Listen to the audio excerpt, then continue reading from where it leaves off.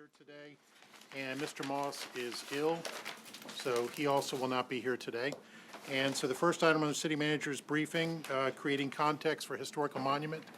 And as Ms. Wilson is coming in, and I wanted to ask her to maybe, if I could, Mr. Manager, to talk a little bit about this, since she's the liaison to this committee, and then you can introduce your folks. Okay.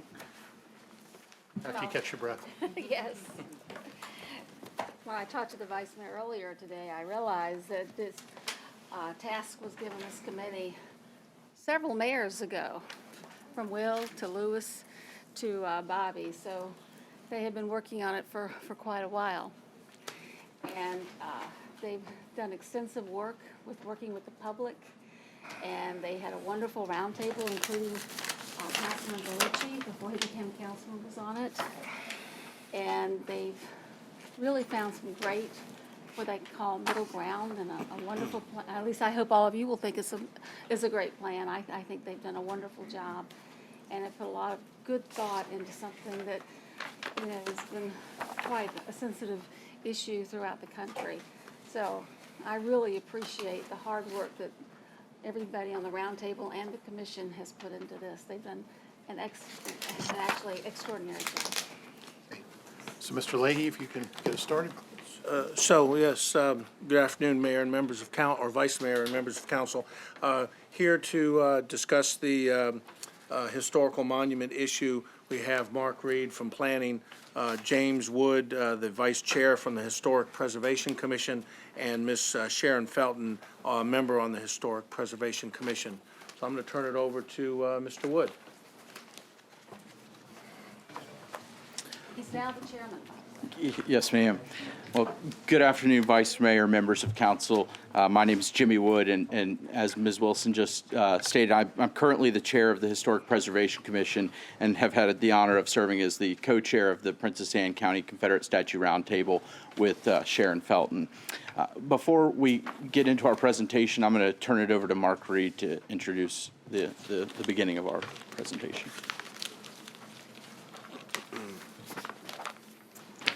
Thank you, Jimmy. I have the pleasure of providing staff support to the Historic Preservation Commission. And before we get our presentation started, want to start with a video that the Communications Office has put together that they hope will be able to provide information to the public about the recommendations that are going to come forward to you today. So we're going to go ahead and start with the video. In light of the national controversy surrounding Confederate monuments and the current laws in Virginia, the city of Virginia Beach seeks a path of enlightenment. Today we're at the Courthouse Green. It was constructed here in 1822. In October of 1900, there were two organizations that developed. One was the Confederate Camp Veterans, and the other was the United Daughters of the Confederacy chapter. These two organizations wanted to recognize the fallen soldiers with a statue. And they formed a committee and started the process that resulted in the statue being placed here in 1905. Pride or prejudice. It's not what you look at that matters.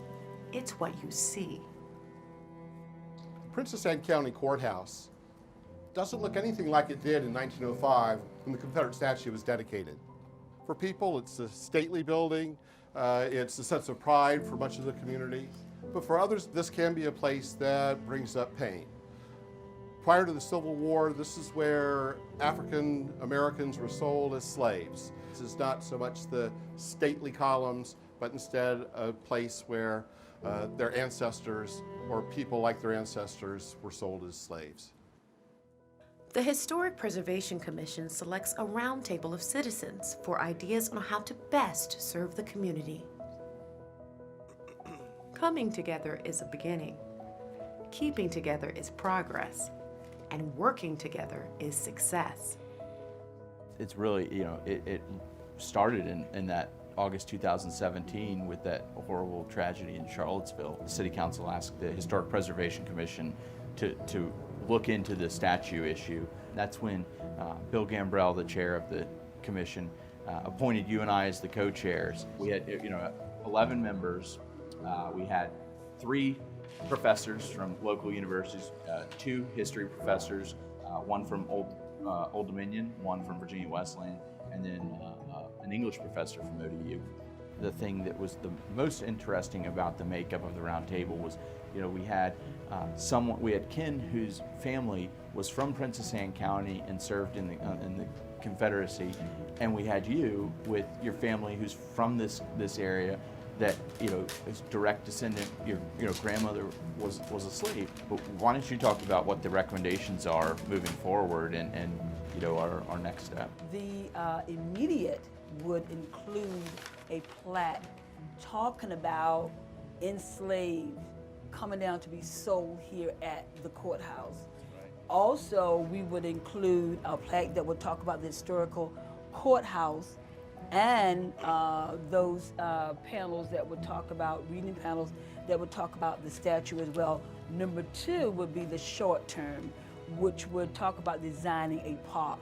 The intermediate would be building a park and expanding on building it and bringing it into existence so that it would be something that the community can see. And the 4th and final is a long term, to put this information back into the hands of City Council so that we could continue to build this park and continue to make it a part of the city where the people will be involved and included in this as well.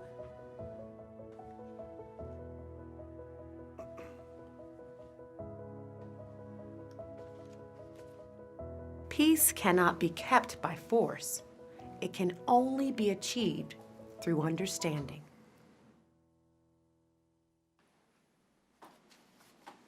For more information, including a complete list of recommendations, please contact Mark Reed at 757-385-8573 or visit vbgov.com/historic preservation. The video will be accessible to the public tomorrow morning on the Historic Preservation Commission's webpage. And we think it'll provide some information to the public, and hopefully they'll follow up with some questions and we can respond to them. Before we get started with the presentation, I would like to recognize that we have several members of the commission here today with us, in addition to Jimmy and Sharon. Bobby Gribble, Mac Rawls, Sharon Prescott are here from the Historic Preservation Commission. We appreciate them coming today. And also mentioned the roundtable that really was the group that discussed the issues here and came forward with recommendations. We have some representatives from the roundtable as well, Edna Hendricks and Rabbi Zoberman. And Mrs. Wilson already recognized Mr. Berlucci, who served on that too. Well, we're going to follow kind of the same progression as the video, so I'll give you a little bit of background.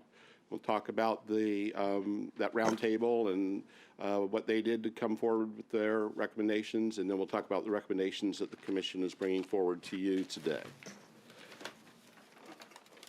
The monument was dedicated in November of 1905. There were several organizations that were involved in raising funds to have that built, and some of them, as was noted in the video, really were organized specifically so that they could put together the project for having a monument placed by the Princess Anne Courthouse. The dedication ceremony, the newspaper said there were about 1,500 people who attended. There was an excursion train that came from Norfolk to bring folks to the event. Princess Anne County did provide some support for the monument as well, some monetary support, and also the location for it. And then the General Assembly enabled them to do that. We need the enabling legislation here in Virginia. They provided approval for the location of the monument, as well as for the funding that came from the county.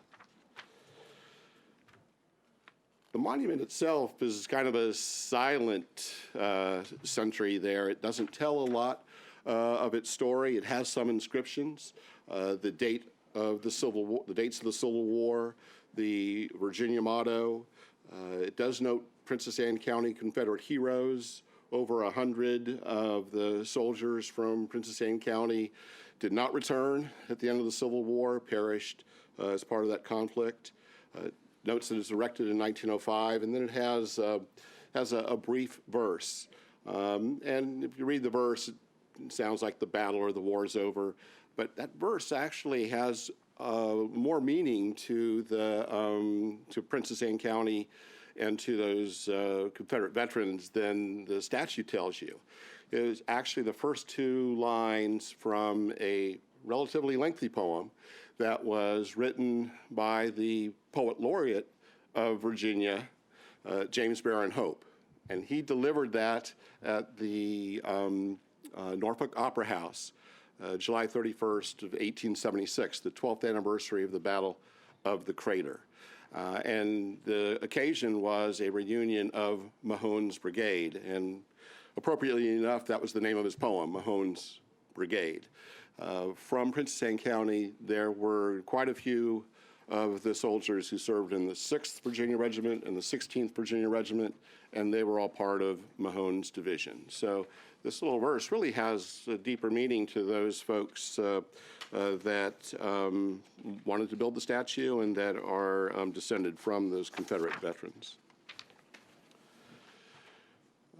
The statue itself is made from granite. It's a Confederate private. It's not of any specific individual. It was made by Charles Wallace and Sons from Petersburg, and it was made and erected during a time when this was an activity that was happening across the Commonwealth from the 1890s to World War I. There were over 40 of these types of monuments that were placed by courthouses across Virginia. Some of the legal and historical considerations. Currently, Virginia Code does not allow for war memorials to be removed. Here, our monument, which is about 300 or 400 yards away from us here by the old Princess Anne Courthouse, is in a zoning overlay, historic and cultural district. So it provides some restrictions as well. The monument is considered a structure. It's got a foundation, it's attached to the ground.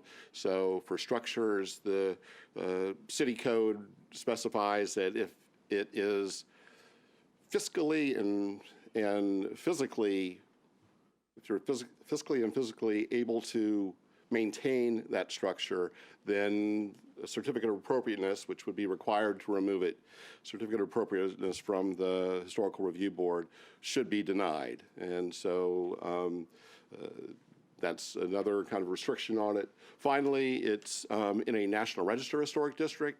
That doesn't have any restrictions or protections with it, but from the standpoint of the Historic Preservation Planner, Historic Preservation Commission, typically we don't like to see contributing resources in historic districts removed, and that's what it is, a contributing resource.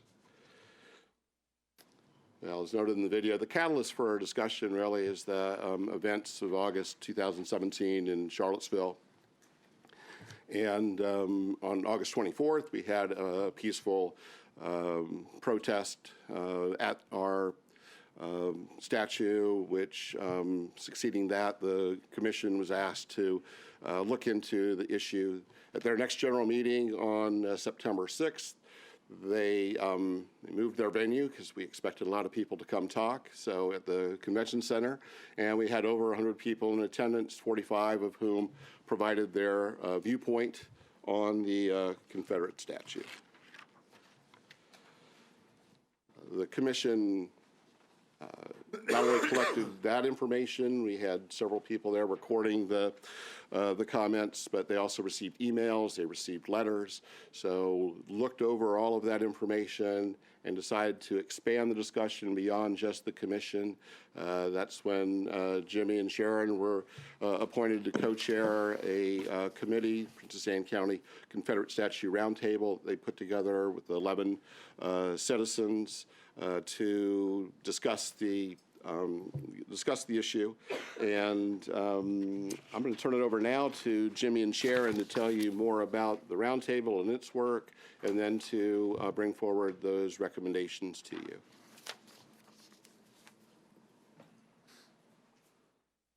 Good afternoon. As Mr. Reed has pointed out to you that out of the conversation we had 11 citizens that we chose, we took a very thoughtful approach in selecting these individuals to sit at the round table for the Princess Anne Confederate Statue project. We had history professors that who specialized in African American history, African American studies, African American residents, and of Virginia Beach, and we also had an individual that studied the Confederate history of the era. We had Human Rights Commission, faith-based commissions, and activists of history concerning Virginia and the surrounding areas. These individuals brought a robust and rich of history to the table in this discussion. Also, we met every month beginning January 2018 through May 2018. We viewed and found and built our foundations on the information that we received from the town hall meeting that took place in September 6, 2017. Also, we used the emails and letters received by the planning department and commission to make sure that we received and gathered all information to discuss that were discussed in the town hall meeting. And this was the foundation that we built our resume on. And throughout our process, we've been cognizant of the state law as it stands now. There are I think 6 bills pending right now to change the state law. But as it stands now, it prohibits the removal or destruction of war memorials, including Confederate monuments in the Commonwealth. With that said, though, throughout our process, at the beginning, the middle, the end, that was something that weighed heavy on us, and something that we polled our roundtable continuously to ask, if the law was different, would this change our recommendations? And to a person, it was no. This is an opportunity that we have to develop a path forward where we can tell the whole story, the painful parts of the story that aren't told and haven't been told for over 100 years since the statue was first erected. And really, with our recommendations, again, we've got immediate, short-term, intermediate, and long-term goals that we're proposing, and they're designed really to bring both the history and the humanity to the Confederate statue. So with that, the first goal that I mentioned is our long-term goal. When analyzing an issue like the Confederate statue or Confederate monument, we really tried to find a path that would bring the humanity to the history.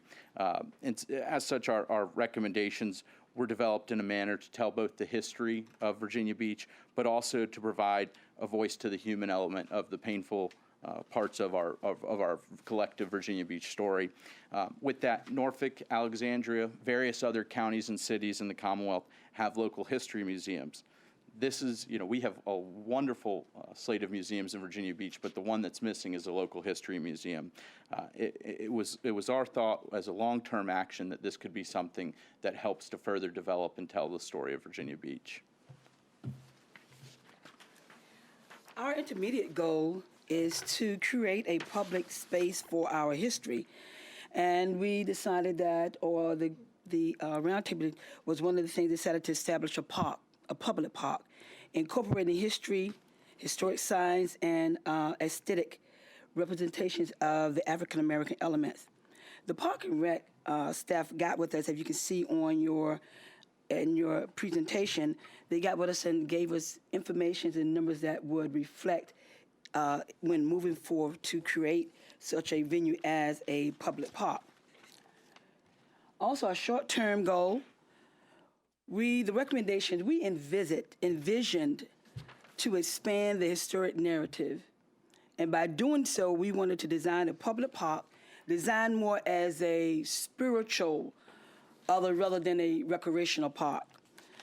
More in lightning to be something like a learning walk, to include artistic and historical elements, statues and sculpture, sign panel describing and or explaining the surrounding history, rich history of the city of Virginia Beach in its own unique way. Believe it or not, Virginia Beach has a lot of unique history. History that has been tucked away, history that has been lost, history that has been avoided, history that has not had a chance to be viewed. And if you noticed on our earlier slides, within our Virginia Beach Historic Preservation, we have a student component. And within that student component, they are adamantly working on the local history of this area.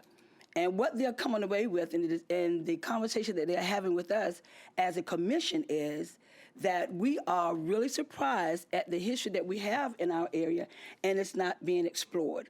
These are the students that's speaking to us. These are the students in our Virginia Beach Public Schools saying that they will look forward to having more of our history shown and talked about. And as they work on the Clio app that we have, we will be introducing that to you later. It is very intriguing how hard they have worked at this information, and I would intrigue you to take a chance and look at that Clio app. And our immediate goal is the action that we can take immediately and take now. We really have a two-phased approach to our immediate goal. The first is to put 2 interpretive sign panels, one that would be near the Confederate monument itself. And what that would do is it would explain the history of the monument, but it would also explain the era of Jim Crow in the South when the monument was originally erected. The second would be one near the courthouse building to explain the history that the courthouse played in our county. And then the final, and frankly one of the most important steps, is to put a bronze plaque at the courthouse that really places an emphasis on the fact that that courthouse to some stands for justice, and others it's where enslaved persons were sold during the period of slavery in the South. And as you'll see, there's an ad on the screen from the local paper at the time related to that. These are our immediate recommendations moving forward. Now, considerations and next steps. You see in the discussions that communities are having all over the country regarding Confederate monuments that the idea of moving them to a cemetery or museum is something that's discussed. Again, here in Virginia Beach, we don't have a history museum and we don't have a historic cemetery. So there really isn't a suitable location to move the statue. In addition, the location of the current statue is not in a primary public place.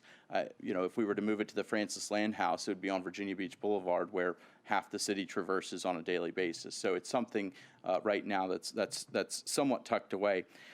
And then again, doing nothing doesn't really address the pain that folks have regarding the statue, and it doesn't tell the whole story of Princess Anne County and Virginia Beach. And so that's where the roundtable kind of developed our ideas from when we were looking at this.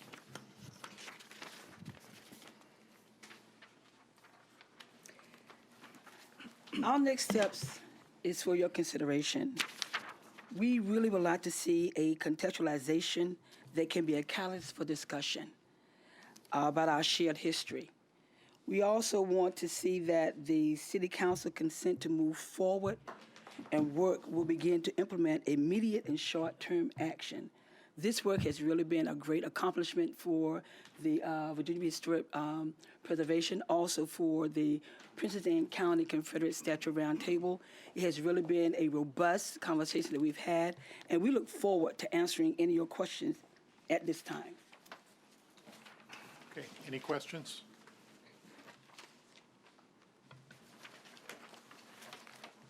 Okay. Well, thank you very much for the presentation. Are you looking for direction, Mark or Tom? So the first item, the planning department submitted in its budget proposal a request to begin the process for the implementation of a bronze plaque and interpretive sign panels. So that was in the proposal from the planning department. So that's one step. I think it would also, if there was a resolution or something directing the roundtable to move forward with implementation of any of these ideas or recommendations, that's something that I know would be looked favorably upon by us to keep the ball moving in the right direction. Okay.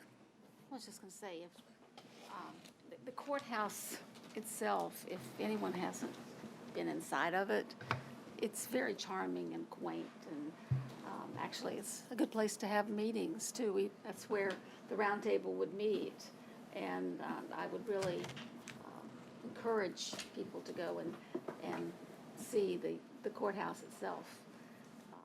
Because it's really a beautiful place. Okay, anything else? Well, thank you. Thank you. They did a great job, Good job. really great job. All right, Mr. Leahy, Aquarium All right, Annual Report.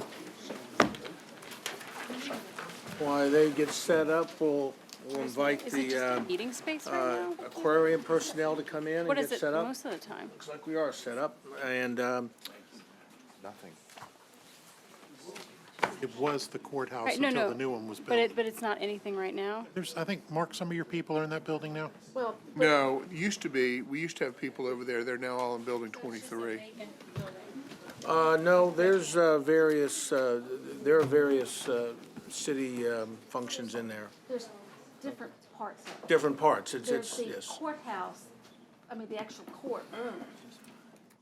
The courtroom, which is, you could have a meeting in, and it's, you know, it's got where the jury sits, and Well, it'd be neat where the to, judge sits, and it's a It would be a really. nice place for a history museum. that's what I was gonna say, we got, I mean, we could it have sounds a- like we have an empty space. How are you? It's nice to see you. All right, well, I'm sorry. Sorry, yeah. We're still on the last presentation, but we got Cynthia But, waiting patiently. Sorry. Anyway, but it's a Fine. really cool space. So, next up, we have Cynthia Whitbread-Spinolis, the director of the Virginia Aquarium and Marine Science Center, and she is here to give us a presentation on the Aquarium Annual Report. Thank you, Mr. Leahy. Mr. Vice Mayor, members of City Council, as Mr. Leahy indicated, my name is Cynthia Whitbread-Spinolis, and I represent the Virginia Aquarium, and it's a pleasure to be here today. Before I begin, I'd like to acknowledge my officers of the Aquarium Foundation Board, Sal DeBarro, Chair, Tom McNicholas, Chair of Mission and Advocacy, our Treasurer, Dan Peterson, and Andy Vakos, Chair of Governance and Development. I'm also joined by various members of my staff today, and I'd like to also recognize the outstanding assistance we received from Deputy City Manager, Dr. Ken Chandler. But before I begin today, I would like to ask you a question. I'd like to ask you to turn to your right or to your left, to whomever's next to you, and I'd like for you to tell each other what is the value of the Virginia Aquarium. What does it do for our community, and what value do we give you? Okay, ready, set, begin your discussions. Come on, I know we can do this. I don't have anybody beside me. We guys talk to me. Accessible. I think it's a great place, yeah. It serves a vital role in our communities and teach our kids about the aquatic area and Number two, and the waterways and life around it. I think it's crucial that we have it. Okay, stop. Okay. Councilmember Abbott, would you like to tell us what you and your colleague Are you calling people came up out? with? That's not a good move. I guess, did you come to ask for money? I don't know if you know how this works. but- I think it's one of our most accessible places for both visitors and tourists. It's Oh, a perfect. place that anybody can go to, no matter their ability, their age, their background. You can go and find something there for you, and it really is truly the best combination of something that's for visitors and for people at home. Ah, perfect. Thank you so much. And I'm sure many of you came up with other outstanding answers to my question. Today, I'd like to talk about our mission to inspire conservation about the marine environment. And at each of your places is a packet with our annual report. This is our fiscal year 19 annual report. Of course, the Virginia Aquarium is one of your city departments, but unlike many of your city departments, we have our Aquarium Foundation, which supports the city. The Aquarium Foundation supports the city to the tune of about $3 million a year in annual operating expenses. To put it simply, the city provides the infrastructure and the building for the aquarium, and our generous Aquarium Foundation supports our animals, our exhibits, our educational programs, and many of our research and conservation initiatives. So let me share a few highlights from our fiscal year last year. And of course, since many of you are already familiar with the Virginia Aquarium, I'd like to highlight a few things that you may not be as familiar with. I know you're already familiar with our whale watching, our sensible seafood, and many of our educational programs. So last January, we were here with you and we presented with the Hampton Roads Planning District Commission's economist, as well as Sage Consulting Group, that the Virginia Aquarium supports more than $257 million of annual economic impact to the city of Virginia Beach. We know that people spend an extra night at a hotel, they eat in a restaurant, and they visit in those winter months because of the Virginia Aquarium. While these numbers only show our current value, it's important to focus on not only sustaining this huge impact to our community, but investing and, more importantly, reinvesting in our valuable community asset. So I'd like to start our conversation today and talk about reinvesting in this valuable community asset. In January of 2019, our South Building closed to guests for a complete renovation of the building and the construction of our new veterinarian wing. This building will feature animals that have never been seen before at the Virginia Aquarium, such as our giant Pacific octopus, many new educational galleries, and many new play areas. And the building should open on Memorial Day of May 2021. Our First Step campaign helped create awareness about plastic use and the valuable actions that we can all take to prevent plastics from landing in our ocean. We were really proud to take the first step with 20 other aquariums across the country to become single-use plastic-free by 2020. From recycling potato chip bags to eliminating all single-use plastics from our facility by this year. Of course, teaching and training people to remove plastics from their lives is not easy. And in fact, training any behavior is not easy. I know I've tried for years to train my cats to stay off of the dining room table, but to no avail.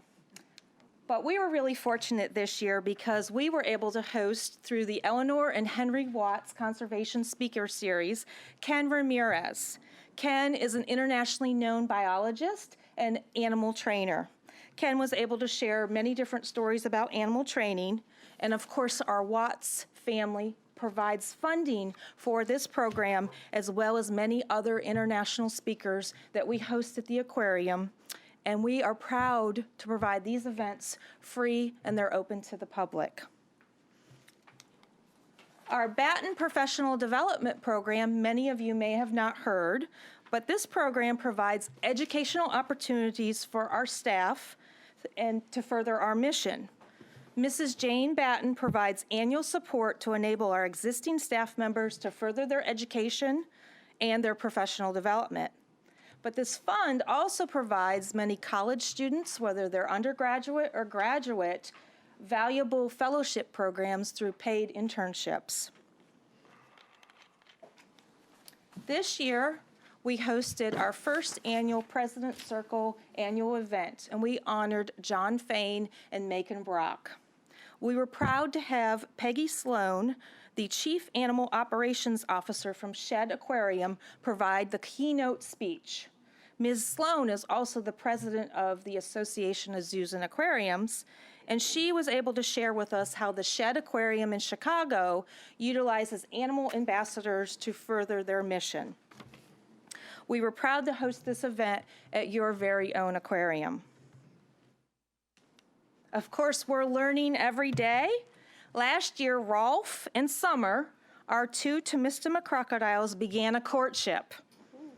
In the spring, Summer, the female crocodile, began building a nest, and she began nest guarding. She laid a clutch of 23 eggs, and unfortunately, the eggs were not viable. But we did learn from this valuable experience, and this was a first step in an exciting endangered species future survival. And we hope to see future copulation as well as successful hatching very soon.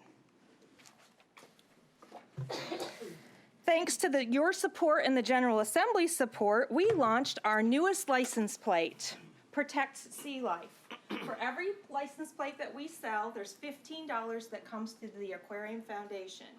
I'm going to pass this around in the hopes that I can see this license plate displayed on many of your cars in the future. Good salesmanship. Speaking of conservation, this year, our team responded to 380 stranded marine mammals and sea turtles, including our first manatee in over 30 years. In addition, your very own aquarium team flew to California to help sea lions that were stranded on the coast of California due to malnutrition. Now, I just want to take a moment and point out the number 380. That's more than one per day that we're responding to for stranding. In fact, today, Dr. Alex Castidas, who was going to join us with our staff, was unable to join us because he is in the Chesapeake Bay responding to an entangled, deceased humpback whale. But this is what your team is doing for you every single day.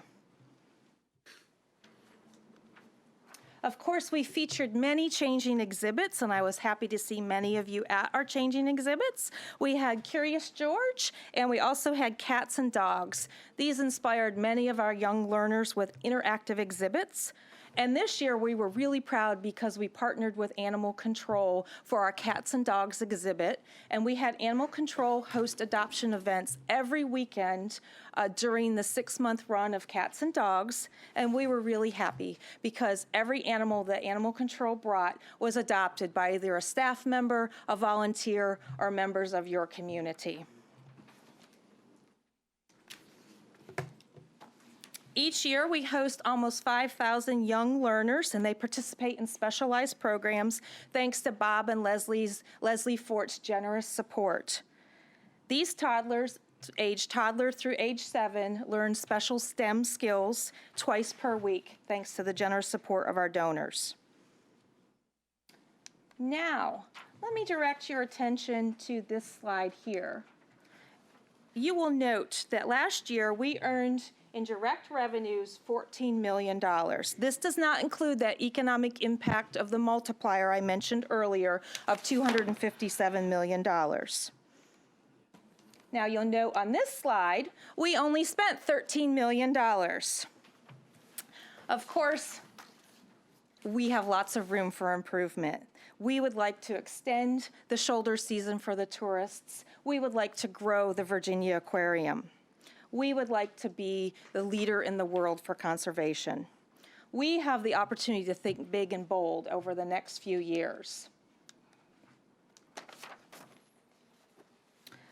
Over the next 10 years, we are planning for our aging infrastructure and ways that we can continue the shoulder season for our tourists. And most importantly, of course, we want to inspire people to conserve the marine environment. So next week, you will hear from the Resort Area Strategic Planning Committee, and we've been an integral part of this planning efforts. And next week, you're going to see your Virginia Aquarium on the cover of this report. Your aquarium plays a vital role in the city's future. So, as the most visited cultural attraction in the Commonwealth of Virginia, with 40,000 school children visiting each year, we're that great economic engine. But we're also proud to provide the city, the state, and even the world valuable conservation and research. Of course, it's these initiatives and your aquarium that gives Virginia Beach international acclaim for both conservation and for tourism. So, Mr. Vice Mayor, members of City Council, I'd like to thank you for your ongoing support for the Virginia Aquarium. And I look forward to continuing our conversation about how proud we can all be of the valuable work that your Virginia Aquarium provides for the community. Thank you so much. So you beat out Mount Vernon this year? We did beat out Mount Vernon this year. That's great. Much better. Any questions? Ms. Henley? I'll just make some comments. Go ahead, Mike. No, please, after you. I guess Mac Rawls left. It's too bad. I don't know if it was his vision, but I know it was his persistence in the late 70s and early 80s that started this project. He was everywhere with his little briefcase telling everybody about a marine science museum, and it's that vision or that persistence of one person sometimes that really gets to be here. I'm sorry he left. Oh, Mrs. Parker was mentioning in the lobby how she remembers the fish tank at Camp Pendleton. Well, it had a very small beginning, but you can really look to see what visions can amount to, and I think that we really have to remember Mac and his persistence. So Mr. Rawls is a member of our emeritus board. We have 26 emeritus board members. We have 33 trustees and then the 26 emeritus. So Mr. Rawls is still very involved in the aquarium, and we're very happy to have his. When I think of, not only is it a museum and so forth, but it's the activity that you all do with the animals and the health of the marine animals and so forth. And I was mentioning to you before that I know 2 or 3 years ago in our legislative package, we had a bill that we requested that would regulate or constrict somewhat the release of balloons. It didn't do too well that first year, and we have not included it since, but I understand the bill is reintroduced this year by some of our delegation, and I know that some of the folks, y'all, are supporting this, because those balloons, when they come down, they're going to wind up often in the waterways and often in the marine animals, and you all have treated a lot of them or rescued a lot or picked up a lot who didn't make it because of those balloons, and I hope that we will support it. I believe it's making its way now. So yesterday, the Senate bill was passed yesterday, and then tomorrow at 7 a.m., Delegate Guy's House Bill 507 will go before the General Assembly. And again, this is going to be for any intentional balloon release that's outside, and it would be considered litter. So we are very fortunate this time because we actually have the industry, the balloon industry, supporting the bill, because last time they opposed it. It's considered litter, just like we know from our surveys that we've done through grants that it's the #2 item found on beaches in terms of litter. I know you're all going to ask me the #1. It's bottle caps, but. Well, I think that, it's not that anybody's against balloons, but if you use a balloon, and they're great in activities, but when you finish, you pop it and you dispose of it properly, because we don't want it in the waterways, and along with the other plastics that can do so much damage to our animals. And I think our folks over there are pretty active, and I really am glad that y'all didn't forget this, and I hope we can support it. And I also thank you for the e-cycling event Saturday. But, this whole idea of conservation, and it's more than just looking at things. It's the activity and the involvement. And you all do a great job. Oh, thank you. That's perfect. We're inspiring people to conserve the marine environment. Pretty successful for a rainy January Saturday, I thought. Oh, and if you came inside, I believe Councilmember Abbott was inside. It was pretty crowded inside, too. Thank you all for what all you thank do. you. Okay, Michael? Thank you for your presentation. Thank you. And I know so well how an institution like the Aquarium requires not only a great staff, a great director, and a great team of paid professionals, but also volunteers and community supporters. And so I just appreciate everyone who's part of the effort to maintain and to promote and to create a vision like this for such a wonderful asset in our community. But my question is related to the, you referenced aging infrastructure. And so just for the purposes of everyone who's viewing, the city owns the building. That's correct. Where the aquarium is positioned, correct? That's correct. And how is the building maintained? So in terms of the systems such as HVAC, the carpet, that's all maintained through an annual CIP that we have. Now, the animals in the exhibits, of course, are our foundation's responsibility, and they maintain those. But I'm glad you asked about aging infrastructure, because the actual typical lifespan of one of our enclosures for an animal is typically 20 to 25 years. For those engineers here at the table, Mr. Leahy, you could probably tell us better. Salt, water, concrete, and steel are not necessarily friends. And so we know that a lot of our exhibits, our seal tank exhibit, our turtle exhibit, as well as our shark exhibit, are eventually going to need to be refurbished or in fact replaced. And so planning for the future is paramount to us. So this vision here gives you the next 10 years so that we can plan for having a place to move those animals while we rehab their current enclosures, and having a beautiful vision for the community to expand and grow this valuable asset. Thank you. No, you're Okay. welcome. Mr. Tower, did you have your hand up? No, I just was to say thank you so much for you, all of your staff, all of your board, and all of your volunteers. You've been wonderfully welcoming to a new member of the council last year, and I greatly appreciate your hospitality, your education, and your outreach that you've done. Thank you so much. Thank you. And I'd like to extend an invitation to all the council members. Please feel free to come have a behind-the-scenes tour. Mr. DeBarrow and I will be happy to host that, and it's a lot of fun. So I encourage any of you that haven't done it, please come visit us, because we would love to see you. Okay. Jessica. I just wanted to take a minute, and if anybody wants to or hasn't gone, the very Eric Carl exhibit that's at the aquarium how long is it there? I believe it's through summer. Through summer, okay. Through May.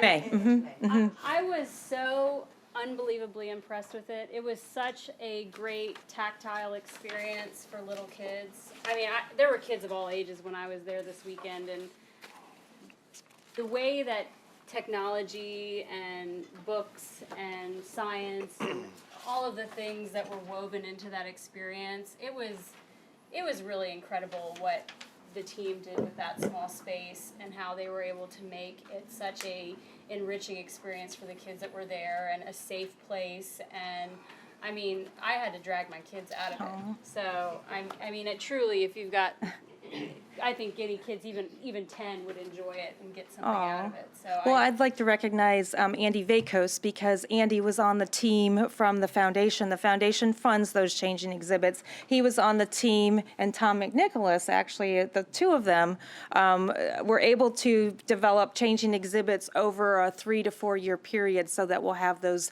on a continuous basis. So I believe Rescue is our one that's coming this summer. But these two gentlemen not only are wonderful foundation board members, but they actually rolled their sleeves up and came up with a matrix on what we should be choosing and what goes into these changing exhibits. So these two gentlemen deserve the credit for the very Eric Carl exhibit. So the only other thing I'll say is I see a real partnership with the libraries, because the way that was interwoven was amazing. I mean, there were parents just sitting there reading the books to their kids. There were kids playing. There were parents just sitting and watching. There were, I mean, I don't know what it was, but there was like a video camera that kids could stand in front of, and a dragonfly, yeah. it was really cool.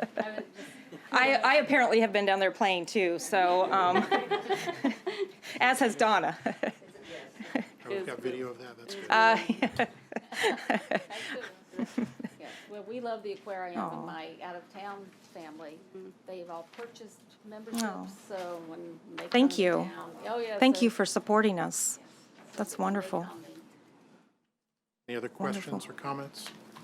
May we add the balloon bill to our list of things that we're supporting, or make sure that that's, track that and let folks in Richmond know we're very much supporting. So the only other thing I would add to this, well, I don't know what they're doing here. No, I can't. Okay. Mr. Leahy was prompting me to mention, we mentioned that we began construction for the new veterinarian wing for our south building renovation, which should open in May of 2021. But in June of this year, our new Darden Marine Animal Conservation Center will open off of Bells Road. And I believe Dr. Sue Barco is here. Dr. Barco, who's probably monitoring right now the deceased whale off the coast because her team's out there. Dr. Barco will have where all of our stranded sea turtles, and we'll actually be able to take stranded seals as well, which we've never been able to do in the past and keep them for a long time. That will open. So if anyone's interested in hard hat tours, please contact me. We're happy to give hard hat tours of both buildings. Again, the Darden is further along and should open later this spring. Thank you. Oh, you're welcome. Okay, any other questions? Yeah, I would just say we certainly appreciate this. You say the value of the Virginia Aquarium. I think we all certainly recognize it, and I'm pleased to see that we have eclipsed Mount Vernon as the number one. I'll go back and double check. Vice Mayor. Well, no, that's fine. If you're saying it, we don't need to.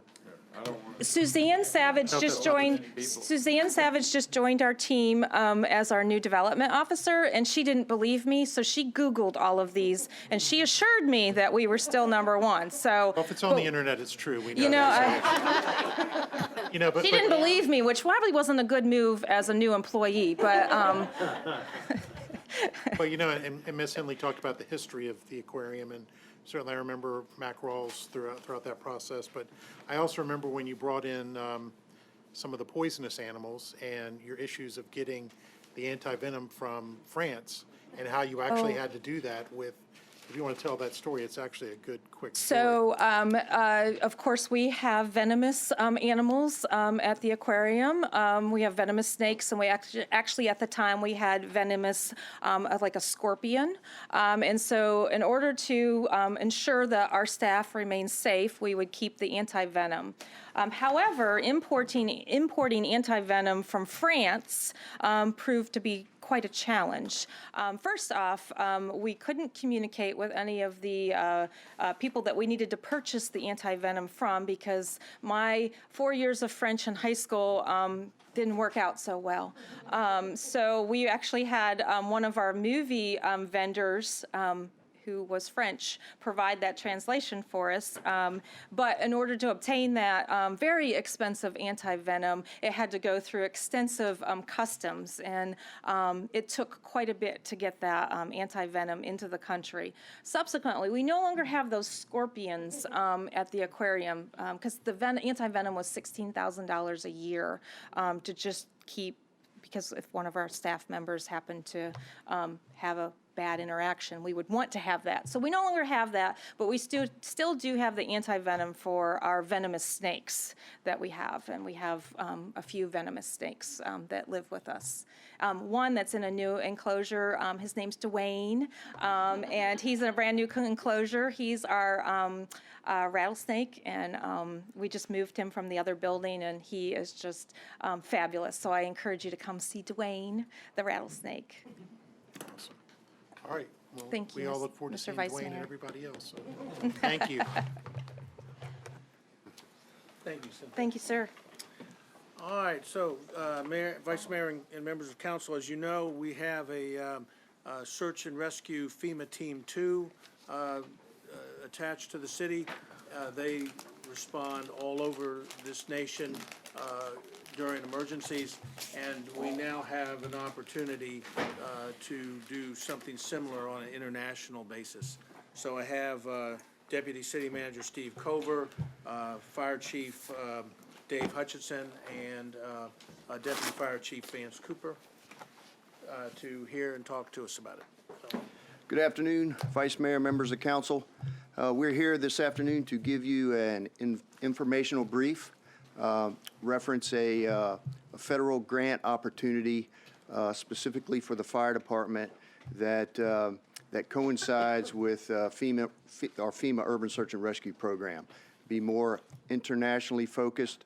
I'll let Chief Hutchison and Deputy Chief Cooper and Pravitz delve into that in a minute, but I just wanted to take a minute and give you a little bit of background about the Urban Search and Rescue Program in our city over the years.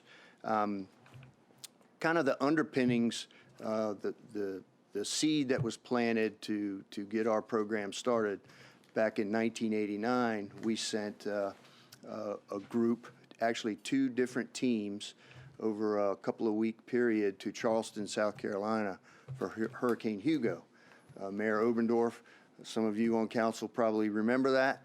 She was good friends with the mayor there in Charleston, and we sent a team that was comprised of police officers, firefighters, public works,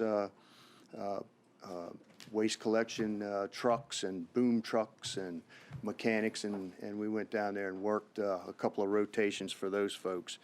And then in 1992, Virginia Beach was selected as a sponsoring agency for one of the 28 national urban search and rescue teams located across the country. So the sponsoring agency is Virginia Beach is the lead agency, and then participants from across the region participate along with us. So in 1992, we were one of the original teams. One of our first large-scale deployments was to the Oklahoma City bombing in 1995. That was our, I guess, our first real deployment to a heavy reinforced concrete structural collapse type of event. Then 9/11, we operated at the Pentagon, as well as we had members that were deployed on overhead teams to New York City to the World Trade Center. As a matter of fact, in 2002, we were pre-staged at the Winter Olympics out in Salt Lake City, Utah. We had deployed previously to the '96 Olympics in Atlanta, but as one of the measures to be ready for the Olympics in 2002, the Winter Olympics, we were one of the 6 original WMD certified task forces. That's weapons of mass destruction, training and equipment to be able to deal with those types of events. And so on through the years, many hurricane deployments up and down the East Coast. Our team is one of the most deployed teams within the national system here within the U.S. 2010, our team went to Haiti, one of our first international deployments, and I think Chief Hutchison's going to highlight that. He was one of the TFLs, I believe, that went on that deployment. So the foresight of council back in 1992, allowing us to become involved in this program, really has given us the opportunity to be very well prepared and trained to deal with events right here at home. Case in point, 2012, when we had our jet mishap right here in our own city. So again, we get training, we get equipment. We've got an equipment cache that's right here, and then the experience that our members bring back from these types of events that we can apply right here, not only in our city, but our region and our state. It sheds a real positive light on our city in terms of being able to help other communities, when they're in some of their darkest times. And it's a fully funded program that's funded through the federal government. And it's paid large dividends, I believe, for our city. So with that, I'm going to turn it over to Chief Hutchison, and he'll follow up. Thanks, Chief. Thank you very much. Hello, everybody. So just to take off on what the DCM just told you about is FEMA and then USAR. That's the umbrella is FEMA, then USAR, and USAID is the umbrella, and then you have OFTA under that. It was President Kennedy, actually, that started this back in the 60s. To give credit where it's due, he's the one that actually started it. And I'm not going to read all this, but the mission to save lives, that's really the biggest, what you see a lot of it is that they're out, like in Turkey, and they've been all over. If you look at some of the disasters they've been to internationally is quite extensive. But what you don't see a lot of it is they spend a lot of money in just U.S. aid to countries that need it. The Ebola crisis and stuff like that all falls under USAID, and it's under the State Department. So it's a different department than what FEMA is, the USAR branch is. So the one thing that the DCM Cover was just talking about, if you look at all the places that they have been hurricanes, Irma, Maria, Matthew, the Caribbean, and all that, and we mentioned Haiti. That was the one time President Obama, pulled the trigger, and he sent some U.S. teams into Haiti. I was on it. I was a plans manager, not the TFL, but in the plans. It's up in the command staff, if you will. And so I think with that, it led to us, again, showing that we are capable of not only working OCONUS, as we say, but then also outside of the United States. I think that planted the seeds, as we said, to show that we were very capable on a number of fronts, just like the Olympics. And so that helped us. One thing that Cynthia just said that struck me as kind of funny when she talked about tarantulas. They were running around on the ground, and we were sleeping on the ground. So no kidding, sleeping bags were moving underneath you, under the ground. Now, they were under the tarp of the tent. They weren't like on us, but there were several that were caught and put in jars. So it was quite impressive. They're actually pretty tame. So that was interesting. But back to why we're here is that I believe we are fully capable. There is a lot that is going to go into this. As you see, can you go to the next one, Harold? Thank you, sir. There's a lot of partnerships that work to make this work for USAID. As you look, there's NGOs, there's the local teams, local affiliates that help out, and then the countries. Of course, some donor governments don't send people; they send money. So there's a lot that goes into making AFTA work. Next slide. Currently, and this is where I want to get into a couple of facts as far as how we really may just be putting in an application that will go nowhere. Being quite honest. Fairfax County and LA County have been the two teams now for a number of years. Fairfax is the #1 deployed team, international and everywhere else, because of this. They go a lot of places, and they have. It has come around, and as you see, they didn't give us a lot of time. They sent it to us on December 23rd, and then it was due back to them on January 19th. I think the final page count of the document was 60 pages, Vance, is that correct? Yeah, so there was a lot that had to be done in short order.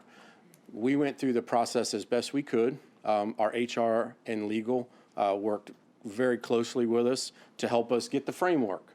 We're not saying that it's 100%, but that we put our best foot forward with like 14 days to be able to do this through Christmas and New Year's. So hopefully they'll continue it. They'll continue ours forward. I will tell you this, it speaks to our longevity and everything else we've been talking about. Fred Indicrat, he's the branch director for our teams, over all 28 teams, and he personally asked the two of us to put the document in, because we were like, Fred, this is just too much. We're not going to be able to pull this off. And he said, I want you to put it in. I think that says something that the branch director tells you personally. He wants you to put it in. Mm-hmm. So I felt pretty good about that. Let's go next here. Some of the stuff that what we bring to it, obviously, DCM Cover just talked about. I won't go over it again, but the 28 years of missions. We've been everywhere from Haiti. We've been to Puerto Rico, as you know, a few times here lately. That seems to be the place right now. We've been all over the country, Oklahoma, and everything, as we've said. This is what it brings to us when we do have a jet crash, or even we just had the something in the water meeting yesterday. It brings us a level of how we act. Tacit knowledge is the word I like to use, is that it allows us to function at a level where we've seen this and done that, and we just move forward very well, along with our police and EMS. It works for us, and I think that comes from having this level of experience. The ability to train. The other part here would be moving it up another level is moving into other countries and working with their teams. I think that would be beneficial both ways, is how that would work. A couple things that I need to tell you that might happen out of this, and it's just a brief, not 100% sure on this yet, but they very well may say, like, if you get the team, they may say, we just want your docs this time, or we just want your dogs this time, or just your engineers, or we want the whole team. It could be anywhere in between. A little different than how our FEMA team works. Usually our FEMA team goes out as either a type 1, a type 3, or what we call a mission-ready package. That's the water, when you see us sending our water assets. So it's a little different. FEMA kind of sticks to those very, USAR sticks to those very strict way of doing business. So it's a little more flexible with the OFTA way of doing business. Okay. What do we get in return? As you see, that's $26 million over 5 years. That's a lot of funds because you have to bring the team up to a very high level. What that would also do for us would beef up our depth of our USAR team currently, where we're held to 3 deep, like we have to have 3 TFLs. It's more than that, but I'm just giving you an example. With having going with the USAID way of business, we very well may be able to carry 6. It gives us a higher threshold for numbers to be able to use. So, and then the training as well would be, the money would be there for training, because that's what costs a lot of money, as y'all know. And they have an expectation for you to use the resources. So if any of you are thinking, like, what else do we get? We are expected to be able to put the stuff to use. So like with something in the water or anything we can think of, any of the things, the 4th of July, anything like that, they want us to exercise the equipment and the people to be able to keep fresh. So I think that's a positive. So if I could, just two other quick things. Nothing to do with this right now. I wanted to say to y'all, Cynthia said she wanted to invite you to the aquarium. Well, I want to invite you to something that's really one of a kind. Not that the aquarium's not. I'm not saying that. But we're getting ready to burn at the 12th Street Hotel. It's going to be coming down, and we're going to start live burns in it on Sunday. We have a very short period of time. Again, HR, legal has worked with us. Occupational safety has worked with us. We've got the paperwork signed. We're going to be doing live burns. So we'd love to have any of you that want to come down there. Yep, good deal. We'll put you through there. Time. No, we just did the Belvedere. We've been very aggressive. That's what I'm saying. Have you checked for asbestos? Yes, ma'am. It is, ma'am. We have such a process now that will never happen again. What time I promise is that you. on Sunday? Well, Sunday because of the Super Bowl. It's going to go from 9:30 to about 3:30 on Sunday, but it's going to go Monday, Tuesday, Wednesday, and Thursday, right? It's Through Friday. Through Friday. Okay. Sunday through Friday. On the weekdays, the rest of the days, it'll go later. There may even be some evening, I don't want to say nighttime, but evening burns. So we're really going to do a lot of training. We're going to try to get the entire department through it. And the last thing I would say is that I'm very proud. I wanted to give a shout out so everybody could see it. The men and women of the fire department, we did score 100% on the citizen survey. Sorry, Mr. Leahy. But I'm very proud. We are very fortunate, the 4 of us, to be at the lead of this great organization. It's the men and women that do it every day that deserve the credit, and I just wanted to say that for them. So if you have any questions for me. Questions? Mr. Tower Just and want to Mr. Rose. congratulate you for the 100% ranking and leading. As a veteran member of the library board, we strive Yeah. to beat you. Yeah, I know. We'll continue to do it, but we respect. Even I have a little side bet, but We respect your place. But thank you. Stay sharp. Yes, sir. Aaron? I just want to thank you and, obviously Deputy Steve Cover and Chief and your whole entire staff. I mean, because you are a large part of the reason why Something in Water Festival was so successful. Yeah. And I can't thank you guys enough for just your experience, your training. Yeah. We are very lucky and fortunate to have you all based here in Thanks. Virginia, because it makes putting on a festival that size. You can kind of sleep better at night knowing that we have you all protecting us and looking out for our city in best interest. Yeah. And and sending in those meetings this year and planning for the festival this year, I'm telling you, I breathe with a side of comments, because I know I have you all to depend on. So just thank you so much. Everybody really looks forward. I mean, I'm telling you, we look forward. We're looking forward to it again. It was such a good time. I mean, we had no problem filling all the billets, and it was a large number. It was like 100 extra Yeah. firefighters those Well, last 3 days. So it again, was good. The Thank fire you. department, the police, our EMS, staff, everybody. EMS. I mean, and the way you all coordinate between different agencies. I Yes. mean, you talk about cooperation and really Yeah. teamwork. I think that comes from strong leadership at the top of Mr. Leahy and everyone. I mean, Emergency management, E911, the whole everyone. portfolio. Yes. So, Thank you so much. thank you. man. Appreciate it, y'all. Finley? Yes, ma'am. I think one of the most poignant moments I can remember was in 9/11 or after 9/11, standing on Birdneck Road and watching the FEMA team come home. And the people all along the way from Washington, I think, welcoming the people. And I think the thing about the FEMA team is knowing that these people are willing to go out Yes. in those circumstances. Yes. I mean, to be pre-positioned before the hurricane that Yes. was coming last year and Yep. and so forth, is that this is the quality of the people that we've got in our fire department. Yes.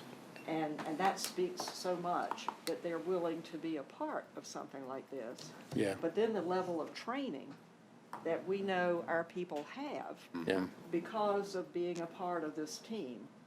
And I think this, going to this level is just Yep. amazing to think Yep. that we would have people who are willing to do this, number one. Yep. Because I'm sure it's all voluntary. Yeah. But then trained to this kind of level, I think it's just something we hope you make. And, Yes. and just being willing to apply for it, I think speaks volumes. Thank you. And of course, it affects the whole department because Oh, yeah. everything's got to be backfilled when Oh, these absolutely. folks are away. But our department is, no wonder they got 100%. Thank you. It's really great. But, and also, I guess, from the burn building over there, and I think that's probably one of the best things we ever built, because that allows this training to go on. Now, the FEMA team and all of this as well is not just Virginia Beach. There No, are ma'am. people from this whole region that Yes, are ma'am, part that's of it. right. Is that- and this would be as well. That's correct. And we resolved that issue about the pay, and Yes, ma'am. that's all resolved. 100%. Yep. Yep. Now, I will say, just to be 100% though, is with OFTA, we have to run that through. That's got to be all figured out. Like they're not FEMA USAR, so it's different.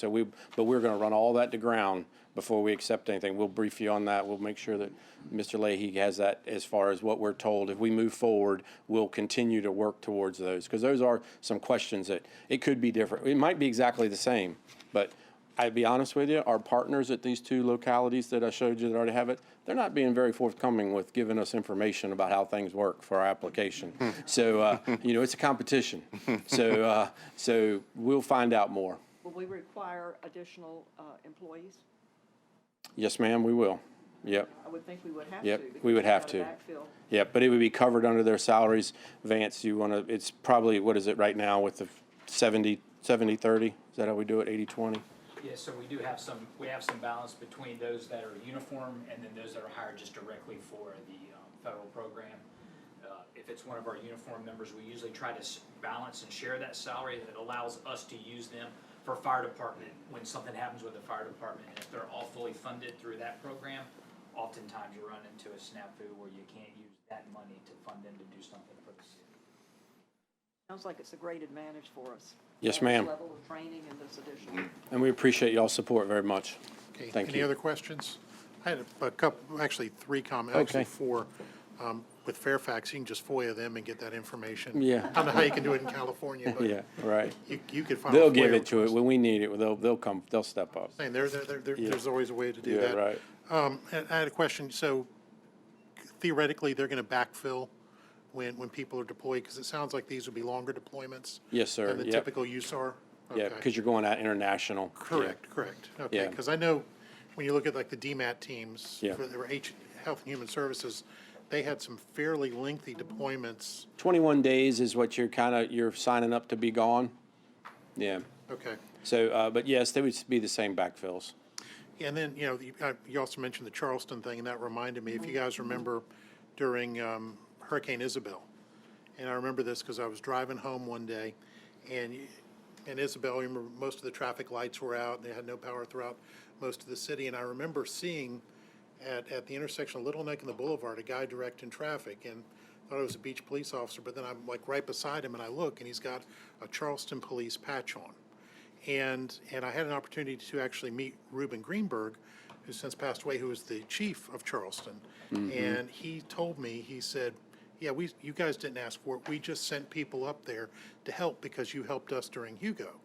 And I thought that was really neat. The one thing he also said is they would come show up self-contained for 4 or 5 days and they would leave, so they didn't tax the local resources. But it's interesting because it's all about making the world a smaller place and a better place. Everybody working together. And the other thing I'd say when we were talking about, and Aaron, kind of piggybacking on what Aaron said, with respect to the quality of public safety we have in Virginia Beach, I think the average citizen has no idea how well-trained police, fire, and EMS are in this city. They have no idea the resources that we have and the partnerships that we have with the federal and state authorities, and the fact that we frankly have subject matter experts in every one of those departments. And I think we're extremely fortunate for that, and certainly appreciate everything you guys do, and this is very exciting.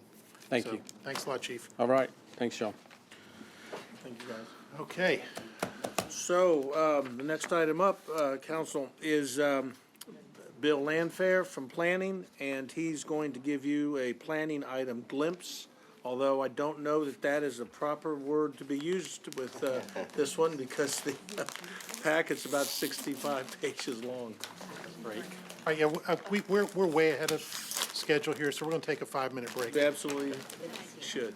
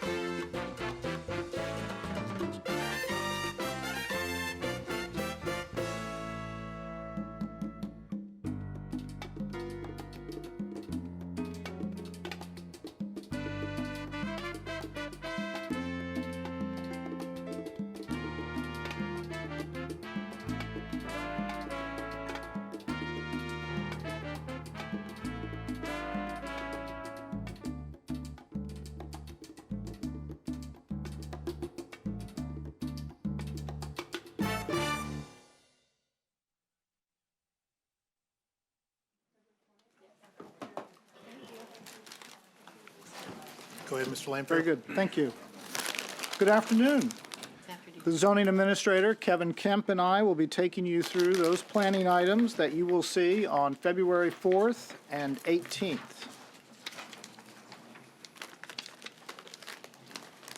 First two items I'll present to you. First item is that of Town Center Associates 12. This is a conditional use permit for an indoor recreational facility. The applicant proposes a conditional use permit to operate an indoor recreational facility offering state-of-the-art entertainment, recreation, and interactive sports within the former Dick's Sporting Goods store at Town Center. The zoning ordinance allows an indoor recreational facility of 7,500 square feet or less as a matter of right. As the size of the proposed facility is approximately 84,000 square feet in size, a conditional use permit is required. No significant changes are proposed for the exterior of the building. New signage is planned. We believe this to be a good reuse of vacant space. There's no known opposition, and the Planning Commission placed this on their consent agenda. The next item, the City Council saw this on January 21st. The application was deferred at that time. It is a conditional use permit for a bulk storage yard. Staff has reached out to the applicant and the property owner to reiterate the council's expectations, which is that progress will be made to clean up the property. At the time council met on it, there were concerns about the overall condition of the property. I'll now turn things over to Kevin, who will present a number of short-term rentals. Before you do that. Yes, sir. This one was an issue. Yes. With the council. What did as the applicant, are they taking this to heart? Yes, he's acknowledged it, and we've talked to both him and to the property owner, and we think they understand their responsibilities and the city's expectations in terms of cleaning the property up. Just wasn't completely clear that he was following it there the other day. That's, yes, yes. But we've reached out, we've talked to them, and we think he understands at this point in time the expectations. Excellent, thank you. Thank you. All right, good evening, council, city manager, city attorney. Before we get started on the short-term rentals, I'll discuss one proposed ordinance. This is an ordinance sponsored by Councilman Tower. It is in regard to J1 Student Work Travel Program housing. The J1 Student Work Travel Program is a cultural exchange program run through the Department of State. It is the students that you see come over to the oceanfront each summer and work. Last year, there were approximately 1,100 students that came over and worked in the city, a majority of them at the oceanfront. They do provide a very valuable service to the city. What this ordinance will do is make it easier for people who wish to rent out their homes, provide adequate and safe housing for these students to do so. What the ordinance itself does is it expands the ordinance's definition of family to include student worker housing. So in one single family dwelling, you can be considered a family if you have not more than 8 student worker housing. It also addresses safety in that any house that houses these student workers has to meet the Virginia housing code as far as amount of space allotted to each students. Now we get into the short-term rentals, items 4 through 29. I will mention that the first 8 items, there were speakers in opposition. Well, there were speakers. It wasn't really in opposition. It was more of a speaker that talked about the concentration of short-term rentals in the Old Beach area. So I'm not going to repeat myself on every item, but that speaker did speak on those items with concerns about the concentration. But I will quickly go through each of these items. The first 2 items are in the Beach District. They are 2 single-family homes located on one lot, zoned A12 in the Old Beach Overlay District. Both homes on the site are requesting a CUP for short-term rentals. All the parking can be accommodated on the site, 2 in the driveway in front of each home and 1 in the garage. It appears to staff and Planning Commission that all other conditions can be reasonably met, and staff and Planning Commission both recommended approval of these items. Yes? May I just ask, looking at the pictures, it looks like these are new construction. Yes, yes, they are. So how many, if you would, as you go through this, so then these are being constructed specifically for short-term rentals? Yes. Yes. Can you let us know, as you go through this, which of these are? Yes, I'll do my best to identify those. It has been mentioned as part of a business model, I guess you would call it, to develop these lots with the single-family homes, to rent them out as short-term rentals, and maybe sell it down the line. But yes, there we are seeing several new home constructions, particularly in the Old Beach area. Yeah, let me just follow up on that. It's a question for Mr. Stiles. If someone were to build one of these, use it as a short-term rental and sell it, does it run with the land, the CUP run with the land? The CUP does run with the land, but it is good for 5 years, and then it has to be renewed.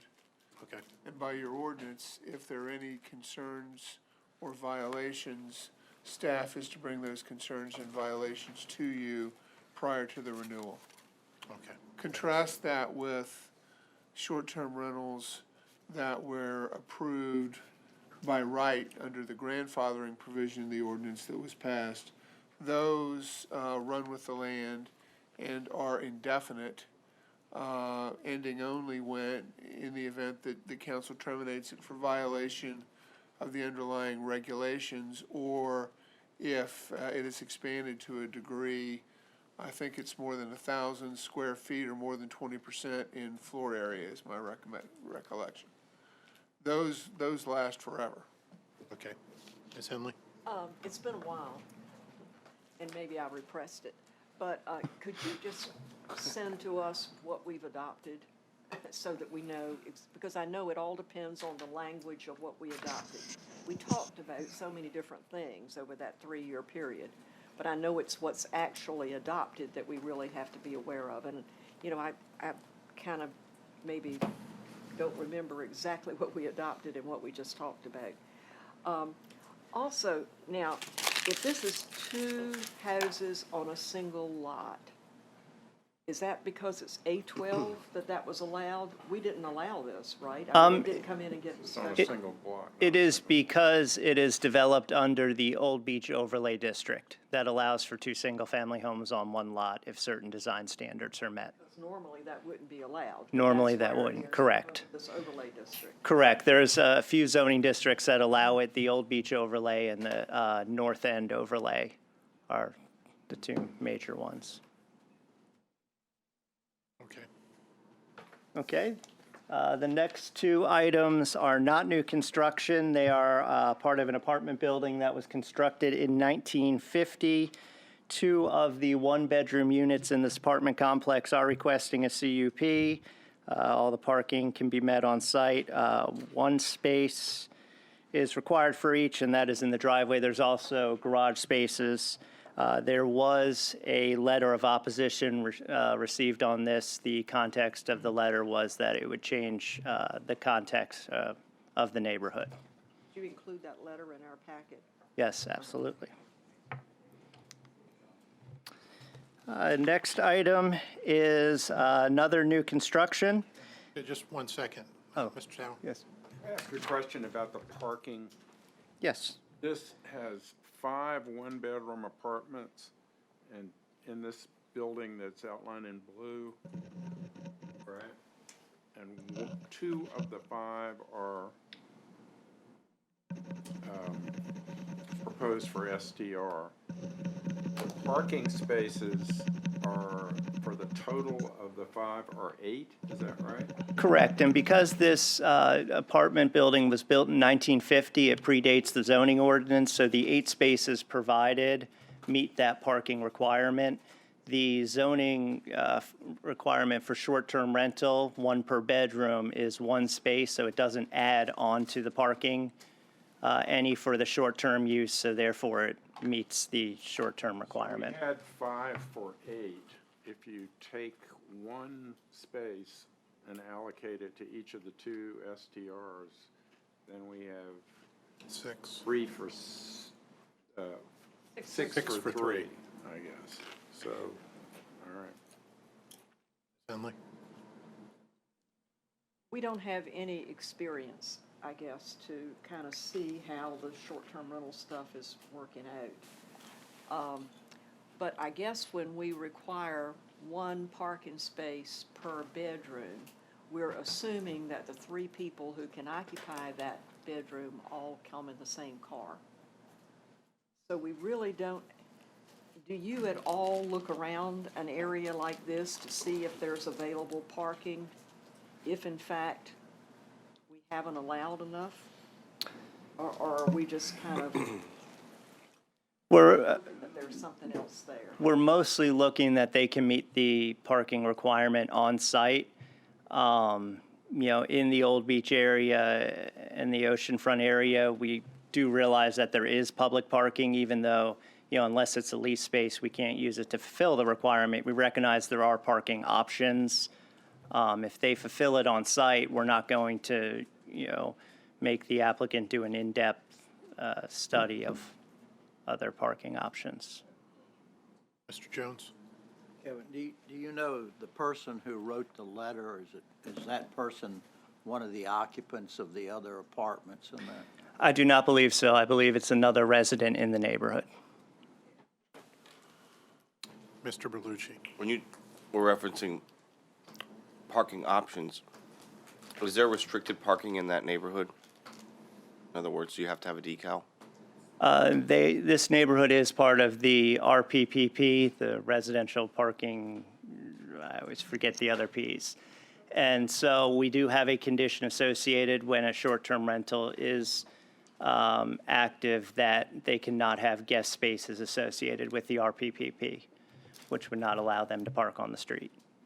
But this neighborhood, if it wasn't a short-term rental, it would be eligible for the RPPP.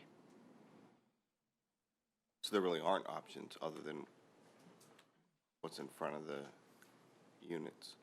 Yeah, other options, there may be commercial properties that could lease spaces in the area. We haven't really dabbled into other residential properties to meet that requirement, but we would definitely prefer a commercial, if there were commercial in the area. Okay. All right. The next item is new construction. It is in the Old Beach Overlay District, zoned A12. There are 2 homes on the lot. This use permit is for one of those homes. It is a 3-bedroom home. The parking is accommodated with 2 spaces in the driveway, 1 in the garage. The garage does look thin, but it does meet the width requirement for a single car garage. Again, because of the neighborhood there is a condition that they cannot partake in the guest passes for the RPP program. Both staff and Planning Commission recommended approval of this application. So Kevin, on this one, and you've got that note that's highlighted there where they actually have an additional bedroom. Yes. But they're not calling it a bedroom. Yes. How is that enforced? Because I know one of the issues we had last Tuesday was there was an applicant that said so many bedrooms and so many beds, and right. Then the neighbors brought the actual advertisement showing 12, sleeping 12 instead of 9 and that sort of thing. So correct. How do you enforce this? The advertisement is one way to enforce it. Just to give you a background on this particular case, the original plan was submitted to our Development Service Center as a 4-bedroom house. It was then resubmitted as a 3-bedroom house with a media room. That media room doesn't meet the building code requirements to be considered a bedroom. What we have defaulted on as a planning department is to look at what the city assessor has assessed the home at, which this home is assessed as a 3-bedroom. In regards to enforcement, the advertisement, trying to catch it early is probably the best way, but it is a difficult. Why do you say it doesn't meet the building code requirement? This is the first, what you see on the left is the first plan for a bedroom. There needs to be a closet and a point of egress, and they altered the plans so that, So it no longer has a closet? correct. And it's assessed as a 3-bedroom. So, you know, it's a difficult thing because we can't go after someone as violation for what they think they might do. So we have chosen to go for, you know, what the city assessor has assessed it as. All right, thanks. Just one more question. Sure, guy. And this is really a question for my colleagues that have been on council. Did we ever consider limiting the permits for short-term rentals to houses with, say, 3 bedrooms or less? Just as a way of limiting the number of people coming and going in one. Can you do that legally, Mark? You'd have to show what the public health, safety, and welfare justification for that was, but if you could show that, I suppose you could. That was never really part of the discussion because so many of these houses that were already doing it were well more than 3 bedrooms. I think we've got, well, that's why I think it's almost, now that we're seeing how the applications come in, it's sort of a time to look at what we've adopted and look at application. Because, you know, before it was hypothetical really as far as this kind of thing, but when we see it actually coming, now we have probably different questions. Okay, Aaron? But I Sorry. know a lot is already approved, and so it would be a taking, and I think we would have a very hard time taking away any use right that we have given people. That was my one of my concerns. Yeah, I wasn't thinking so much of the ones that we'd already given, just whether we could limit it going Okay. forward. Aaron and then Jessica. My question for Mark, because I've been hearing from constituents on both sides of the short-term rentals discussion, and you know, there are those who obviously who don't want short-term rentals within their neighborhood because it changes the landscape of their neighborhood, so to speak, and about parties and other things. But also it's for the council as well. We've adopted an ordinance for short-term rentals, and we have yet to give it enough room to see how it pans out without really giving into fears and concerns. And one of the things I'm afraid, and here's Mark, is that last week we approved some and denied one. Are we opening ourselves up to discrimination? Because what is the basis for approving one and then denying the next? I mean, if I'm an applicant and I've done everything, every letter of the law through your ordinance, and then you deny me, but yet you approve someone else just before me, I'm going to feel as though you've discriminated me in some way, sort of fashion, and I'm more inclined to improve it because what is the consistency enough that we are building up? And so I'm curious on that nature on discrimination, and also the council. Have we given us enough room to say, is it working? Is it not working? Because, you know, one of my questions to the last week to one of the neighbors were, how many times do you call the police, or have you called 311 or 611? And she said, well, none. So if there haven't been any issues with someone using their home as a short-term rental, then what is the problem? Okay. Well, Mark, you have a response for that? Well, not specifically a response, other than to say several council members have come to me since last Tuesday and have expressed concerns and requested advice and interpretation and asked questions specifically along the lines of what Mr. Rouse just asked. I'm not sure that legal discussion should probably take place in an open session, but based on the comments that I received, I am in the process of preparing a presentation that I was proposing to make next Tuesday in closed session. I understand that you've got these on the agenda for next week and that you won't have a lot of time to digest, but I will certainly send out the ordinance that you adopted this week, and then be prepared to talk about questions like that in the closed session. On the other hand, if you direct me to answer those questions now, I will. I prefer closed session as well. I just want to make sure we're thinking about this in the ways that there's been extensive studies on the short-term rentals, and there's enough particular passion on both sides to really say for or against, but we've adopted a compromise ordinance, but we have yet to give it the life it needs to really work its way through before we start basically denying or approving applications. Me as personally, I just like more consistency, and I always keep in mind that we reserve the right to revoke any CUP on the grounds. We don't reserve that right, Mark? To revoke CUPs? You have the right to revoke the CUP if they violate the conditions of the CUP or your zoning ordinance. Can't just take it away from them. That's a tough hill to climb. Jessica, you had, and then Barbara.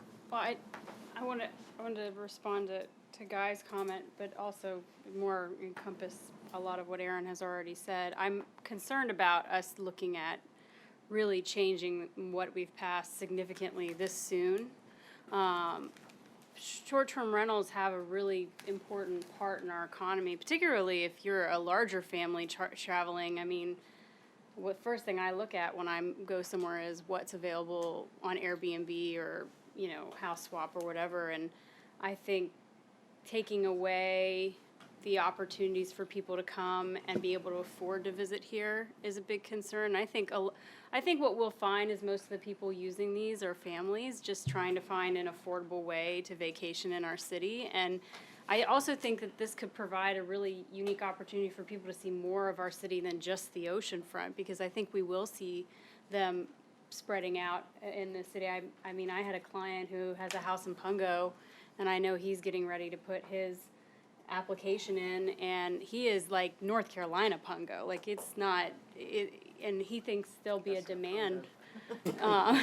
He thinks there'll be a demand for people wanting I might want it. to come and see kind of the countryside of Virginia Beach. But although I wasn't here last week, I watched the meeting, and I was a little concerned about, I was under the impression when we passed this ordinance that as long as they met criteria A through whatever, we were kind of committed to approving it, aside from there being something significant that came up that would warrant, us to deviate from that. So I'm Probably going to be part of the legal. right. Well, and I understand that, but I do think that I don't see how this is any different from daycares or anybody else we approve. And if they've met the criteria that we spent years discussing, then,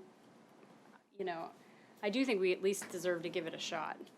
Okay, Barbara, then Rosemary. Well, just to say, we have had experience with STRs in this city because there were an awful lot established without an ordinance. And so we do have experience. And we have, it's fine for somebody who's making the money on their house, but when it's the person next door who has to call the police and call the police and call the police, that's no way to live either. So we do have years of experience. And it was that experience, I think, which made it controversial. And this wasn't much of a compromise. I think they got everything they wanted. So.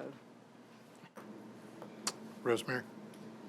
I actually was going to ask for us to talk about some of this at the retreat, because we did pass it, and I think there's a few unintended consequences that we're starting to see, especially with condominiums. There have been some condominiums that have been doing short-term rentals already, and some of these condominiums have 3 bedrooms, but their associations only give them 2 parking spots. And even though they were grandfathered in to be able to do short-term rentals, they are being denied because they've been doing them for years, and now all of a sudden they're being denied because they only have 2 parking spots. So I think all this is starting to come through, and we're starting to see some unintended consequences, and we're starting to have the experience that maybe, and I was going to ask for us to be able to discuss this at the retreat. Okay, Michael.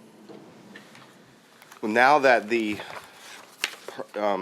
applications are coming before us, I have a steep learning curve because, of course, I wasn't here when the council formulated the policy, and many other groups from the community participated in that discussion, although I did follow it.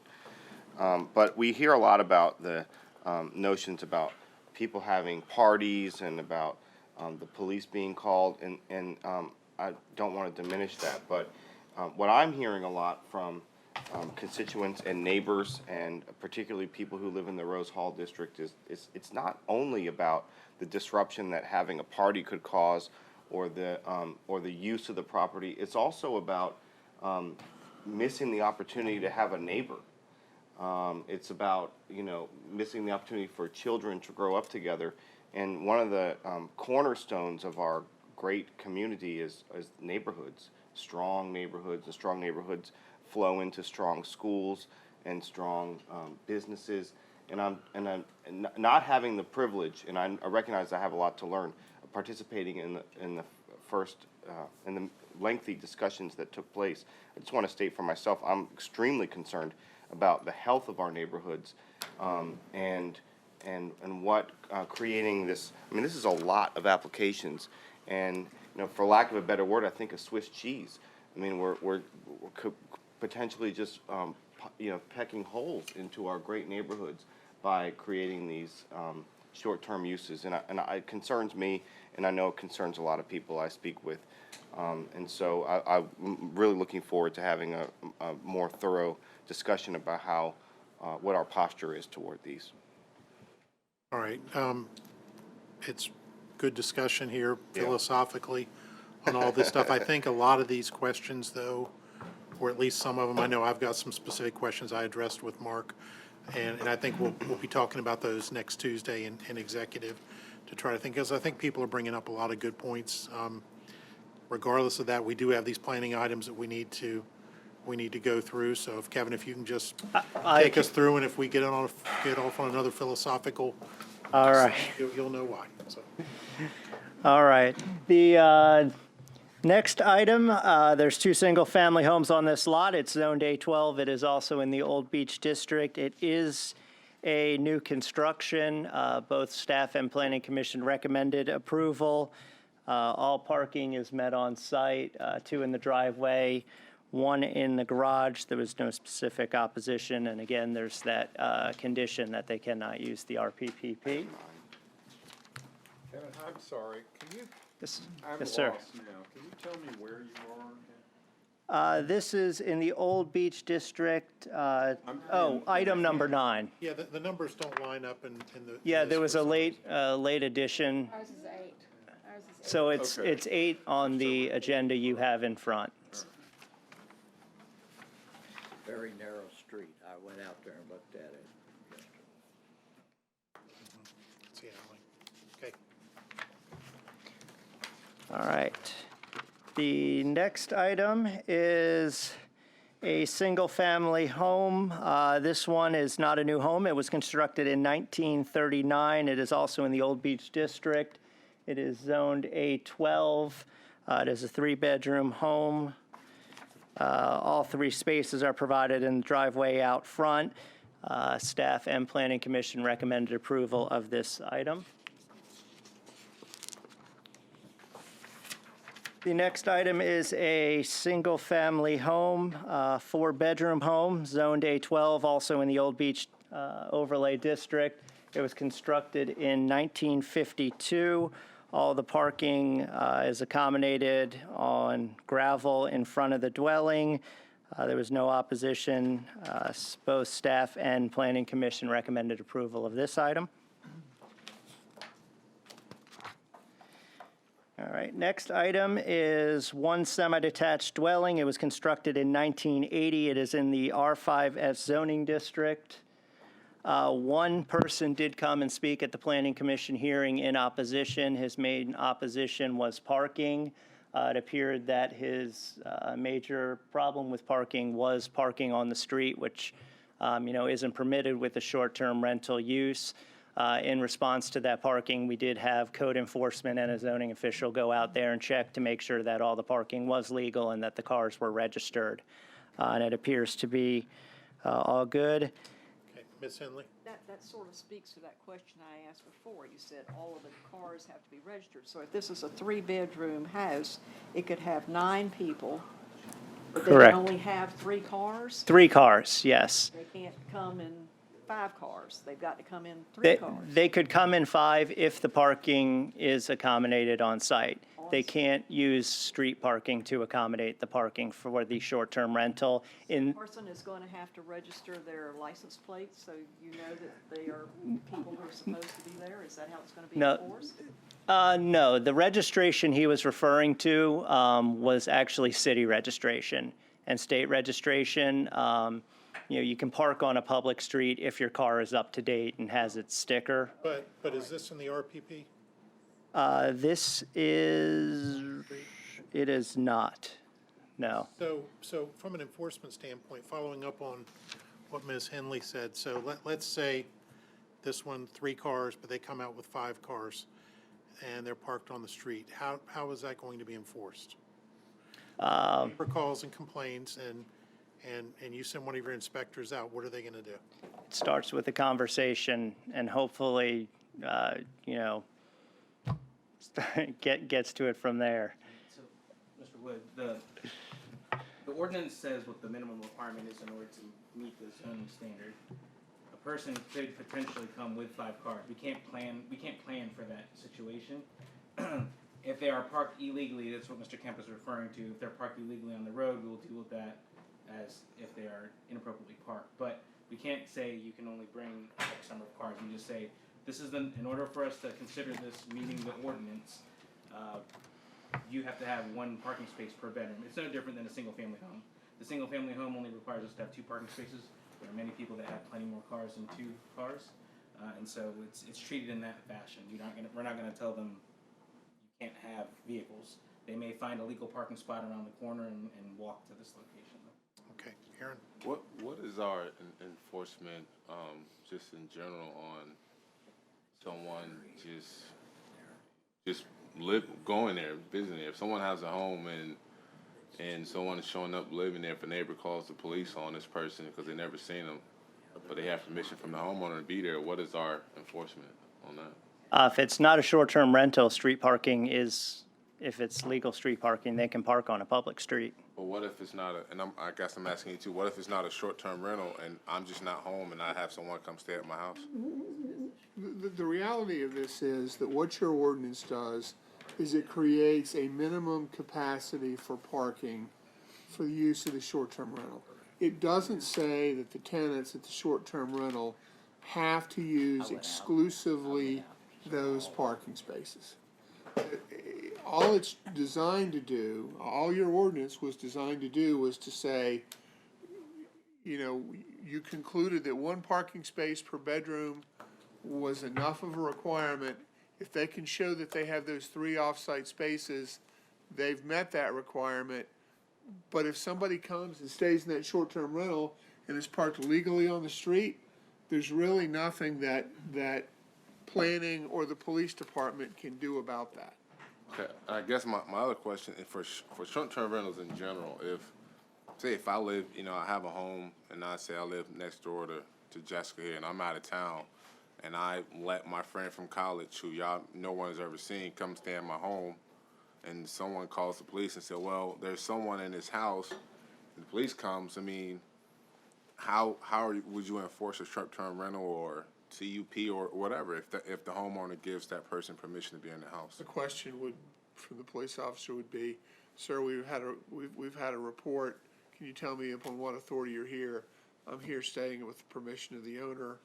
That'd probably be the end of it. Right, so it wouldn't matter if it was a short-term rental CUP authorized or not, I guess. I'm just trying to figure out what is the Well, state if of you're our going to enforcement. routinely engage in the activity of renting out rooms in your home or your home for a short-term rental, then you have to meet the requirements of a short-term rental.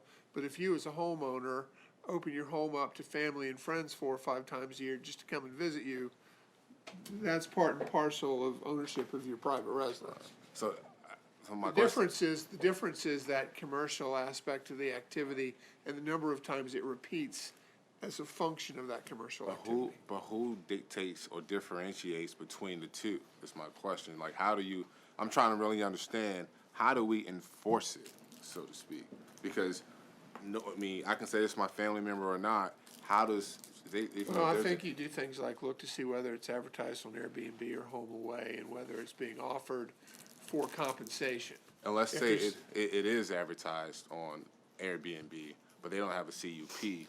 What is the extent of the authority of, I Then guess, they would- those who call? Then there would be a notice of violation issued and you'd go through the zoning enforcement process. Is there somebody looking though? Well, I can tell you the Commissioner of the Revenue is looking for undisclosed short-term rentals because he doesn't want to lose that revenue. And And we have shared information, so we have the list that the Commissioner of Revenue has So a found. software program or something, I think, that he does with Yes, so searches for that. It does count on neighbors, people in the neighborhood will report. We won't have people driving the streets looking for violations. Yeah. Okay. You got it. More philosophy.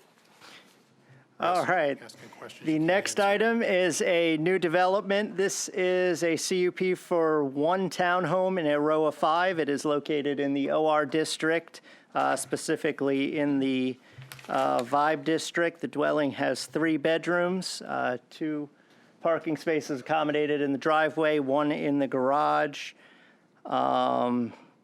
Both staff and Planning Commission recommended approval of this. There were letters of support.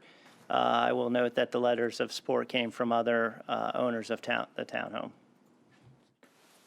Yes, So looks like there's there's 5 units here, correct. and are the other units, families living there? You will see a couple of the other units included in this agenda. And, Coming in one by one. Yes, they are coming in.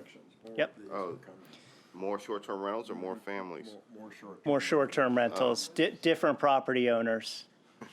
So the letters of support from other units are from other people who are intending to have short-term rentals? Yes. So this structure will be mostly comprised of short-term rentals? Yes, I believe there's 3 applications have come in so far. Sooner or later, 3 of it'll 5. be, because they'll drive out there. Who wants to live there if you've got 3 short-term rentals in the same building? I mean, it's, Forget it. I'm sure when the policy was formulated, considered about how that may impact the value of the surrounding properties.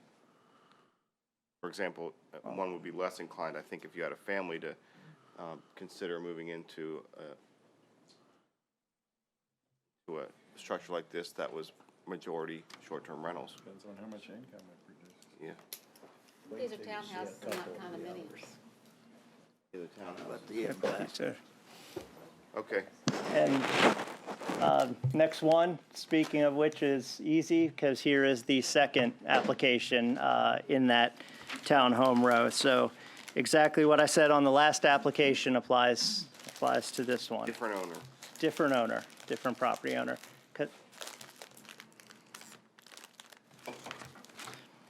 All right, the next item is a single-family home located in the Croatan neighborhood, constructed in 1985. It is a 4-bedroom home. It has a substantial driveway in front that accommodates all the parking. Both staff and Planning Commission recommended approval of this item. The next item is a single-family home developed in 2009, zoned R5S. Both staff and Planning Commission recommended approval of this item. It has 3 bedrooms, 2 parking spaces accommodated in the driveway, which unfortunately is right off to the left off this picture, 1 in the garage. It is part of the RPPP program and does have that condition associated with it. Next item is one unit in a condo development located at the intersection of 9th and Pacific. Many of you will recognize this. This is a two-bedroom unit. On this item, staff recommended denial, Planning Commission recommended approval. And let me briefly explain how that happened. With a two-bedroom unit, 2 parking spaces are required. Each of these units is given 1 space allocated to it. When it came through Planning Commission, they hadn't made arrangements to have that second space. Planning Commission looked and said, well, if you can have arrangements, then, you know, we can recommend approval contingent upon. Since then, they have secured a lease in the 9th Street garage right around the corner and are moving forward with that.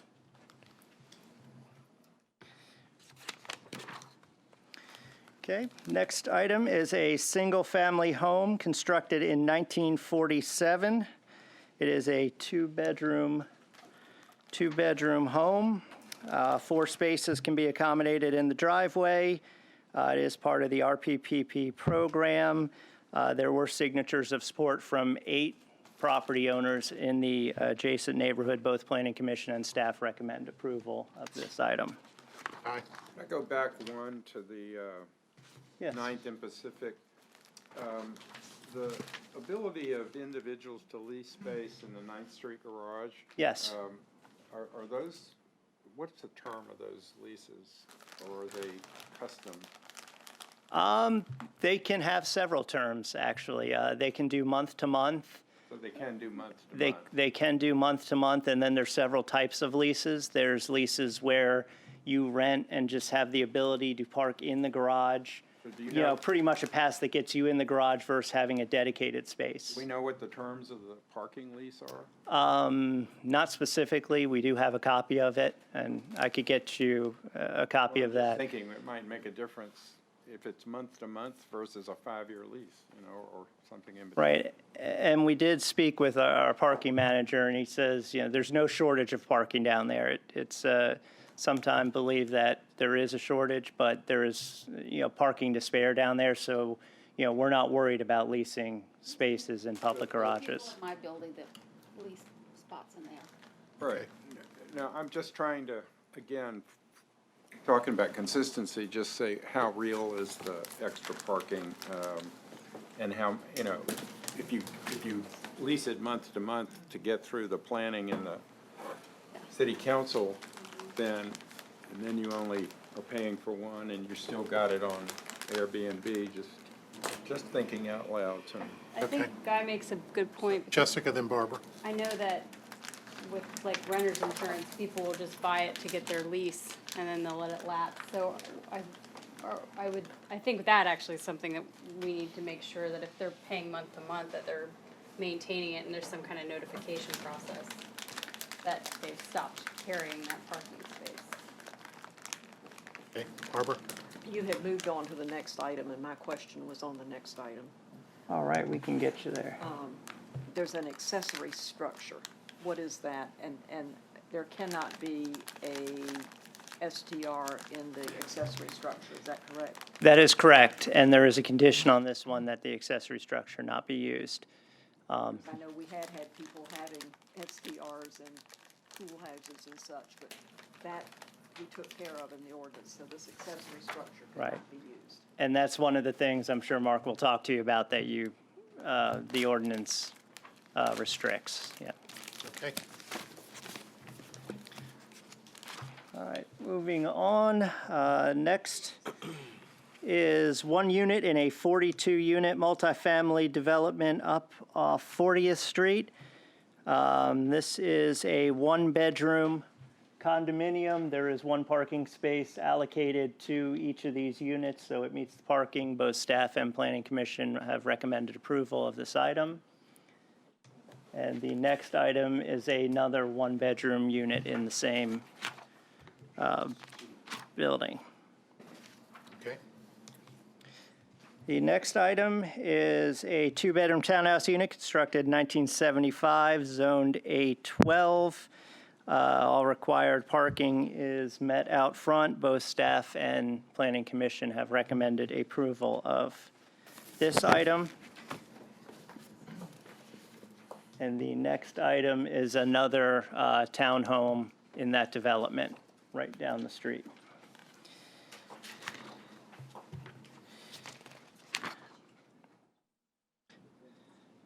All right.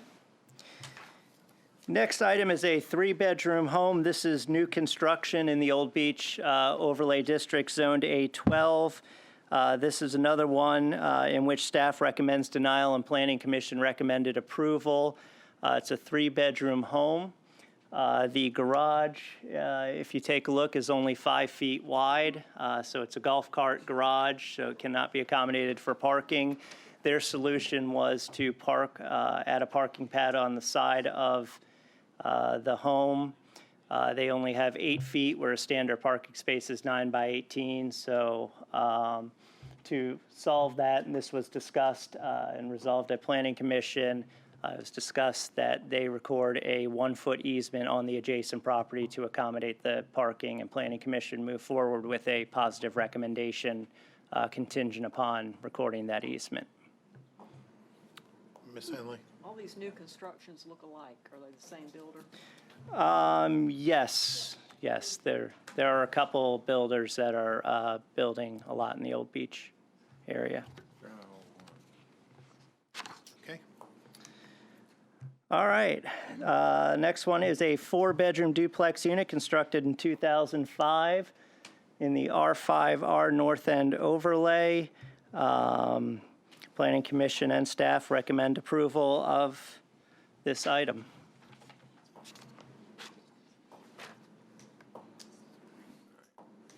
The next one is, oh. All right, so there was another addition. This one you've seen already.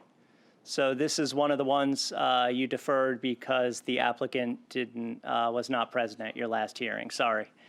Late additions, I'm all over the place here. And now we have the R5R North End overlay, which staff and Planning Commission both recommended approval. All right.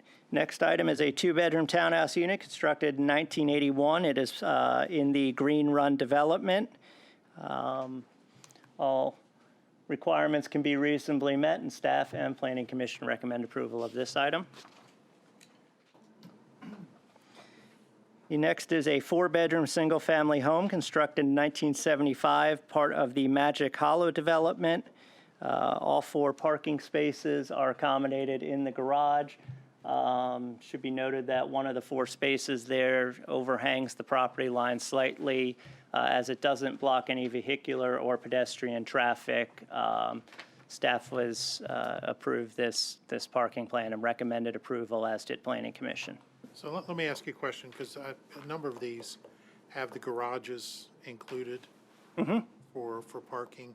Yes. I mean, I know many garages don't have room for cars.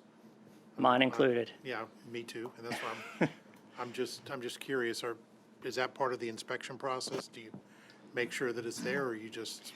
Yes, that is actually a pretty enforceable condition, where if parking becomes a problem, we would have the ability to go and check the garage to make sure it's still available, you know, that 9 by 18 space is still there that can accommodate a car. So some of the applications, you noted that there was opposition, and in some cases you haven't mentioned it. So in every case that we've reviewed, have you noted if there's opposition, or only if, I mean, so in other words, how consistent have you been in terms, I know we'll get a package and a more comprehensive view, but have there been some with opposition that we haven't been made aware of yet? No, I have been consistent noting that. You will see the applications in the Old Beach District, there was opposition, but it was more of a speaking to each item, speaking generally, versus to a specific item.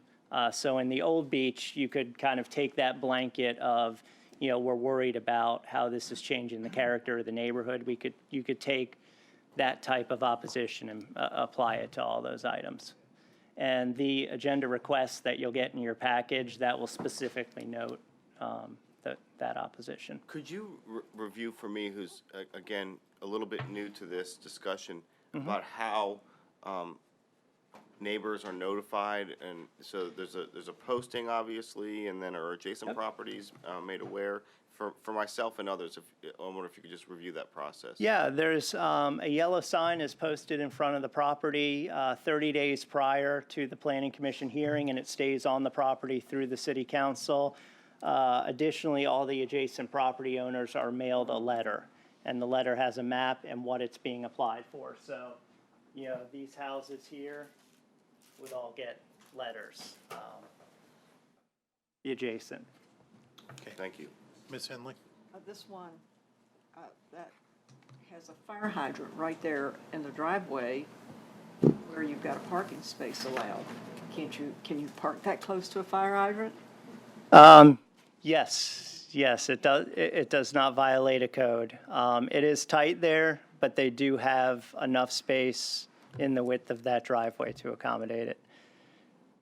Probably down to inches. Park on the street there. I'm sure, it looks to me like you've kind of got that parking spot hanging over the street. I'd be happy to make sure and verify that that is legal. You've got And this if- many people in a strange house. It's always worried me that somebody's going to wake up or not wake up in time at 3 a.m. when that house is on fire because they had too much partying going on, and then the fire truck can't even get there. That's not good. Right. I'm happy to verify that for you. Okay. All right, keep on rolling. This is a semi-detached dwelling constructed in 1979. It is a 2-bedroom, 1 space provided in the driveway, 1 in the garage. Staff and Planning Commission both recommend approval of this item. And lastly, this is an application that you considered last meeting where the applicant was not present and you deferred it to the February 4th meeting. And we are on to February 18th, which has only 4 short-term rental items. So you get a little break, and I'll just run through those real briefly here. The first item is, one more slide. So the first item recommended for approval and then recommended for denial by staff and Planning Commission on items 2, 3, and 4. The first item is new development in the OR district. It is 1 townhome in a row of 5.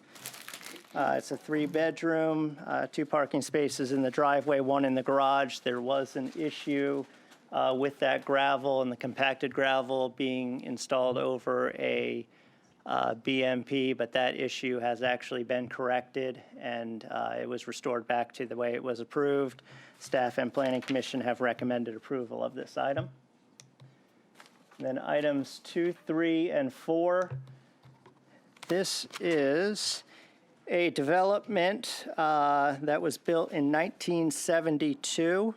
It was built before that, but in 1972, there was 9 units. In 2018, you granted a modification to this to go from actually 9 units to 9 units. What they did, it used to be a single-family home and 8 apartments. They changed it to a duplex and 7 apartments. Now they wish to use 2 of them, actually 3 of the units, 2 3-bedrooms and a 2-bedroom for short-term rentals. Staff recommended denial of this based on parking. The development is when the development was approved, you approved it with 10 parking spaces, 10 parking spaces for 9 units.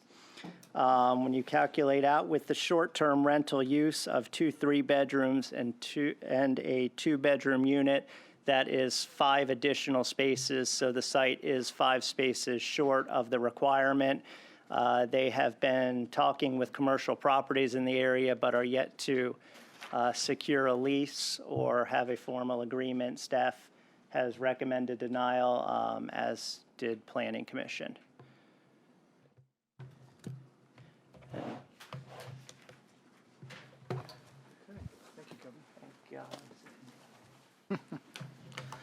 Next item is that of Village Church. The applicant has requested a modification of conditions for a religious use.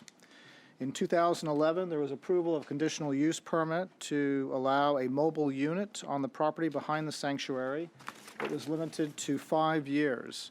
That term limit has expired, and the modification of conditions will extend the time period by another 5 years, as well as permit construction of a handicap ramp. Next application is that of Redhead Realty. This is a conditional use permit for a non-commercial marina. The proposed conditional use permit would allow replacement of a boathouse associated with an existing hunting and fishing club. The use will be limited to just members of the club and their guests. Next application is that of the Bouchard Family Real Estate LLC. This is a request for a subdivision variance.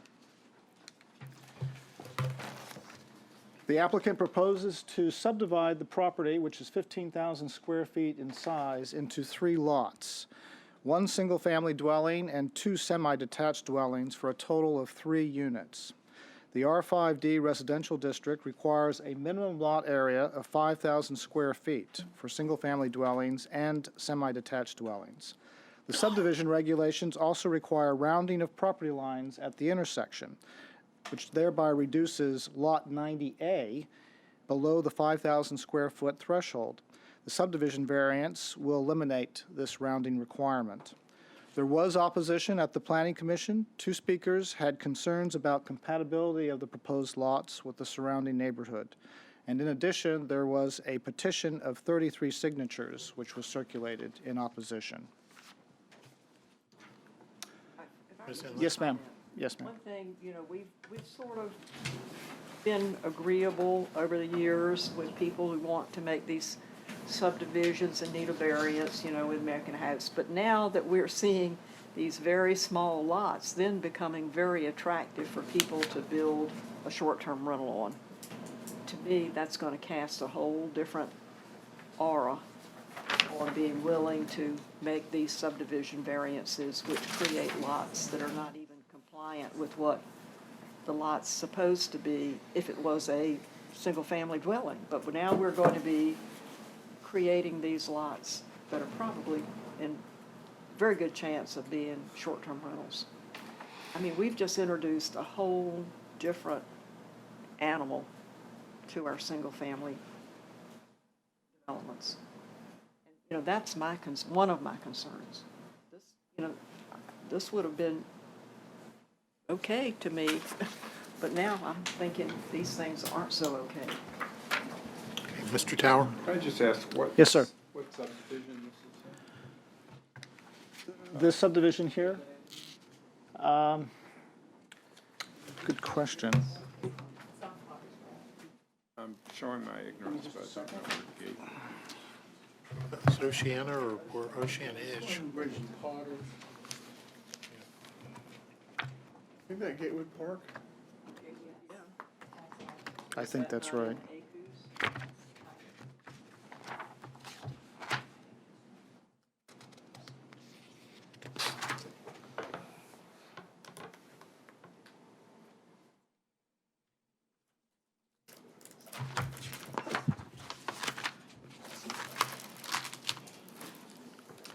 Gatewood Avenue. What's right off Potter's Road, right? Yes, sir. Like Okay. this is the Yeah. main. All right. Yep. I got it, thanks. Okay, thank you. Next application is that of Franklin Johnston Group. The applicant is seeking a conditional rezoning to permit redevelopment of the site with up to 160 multifamily units. The site is currently developed with a warehouse and office uses. 5 five-story multifamily buildings, a clubhouse and swimming pool are all proposed. There was one citizen who spoke at the Planning Commission hearing who raised concerns with traffic and stormwater. The Planning Commission unanimously recommended approval of the application.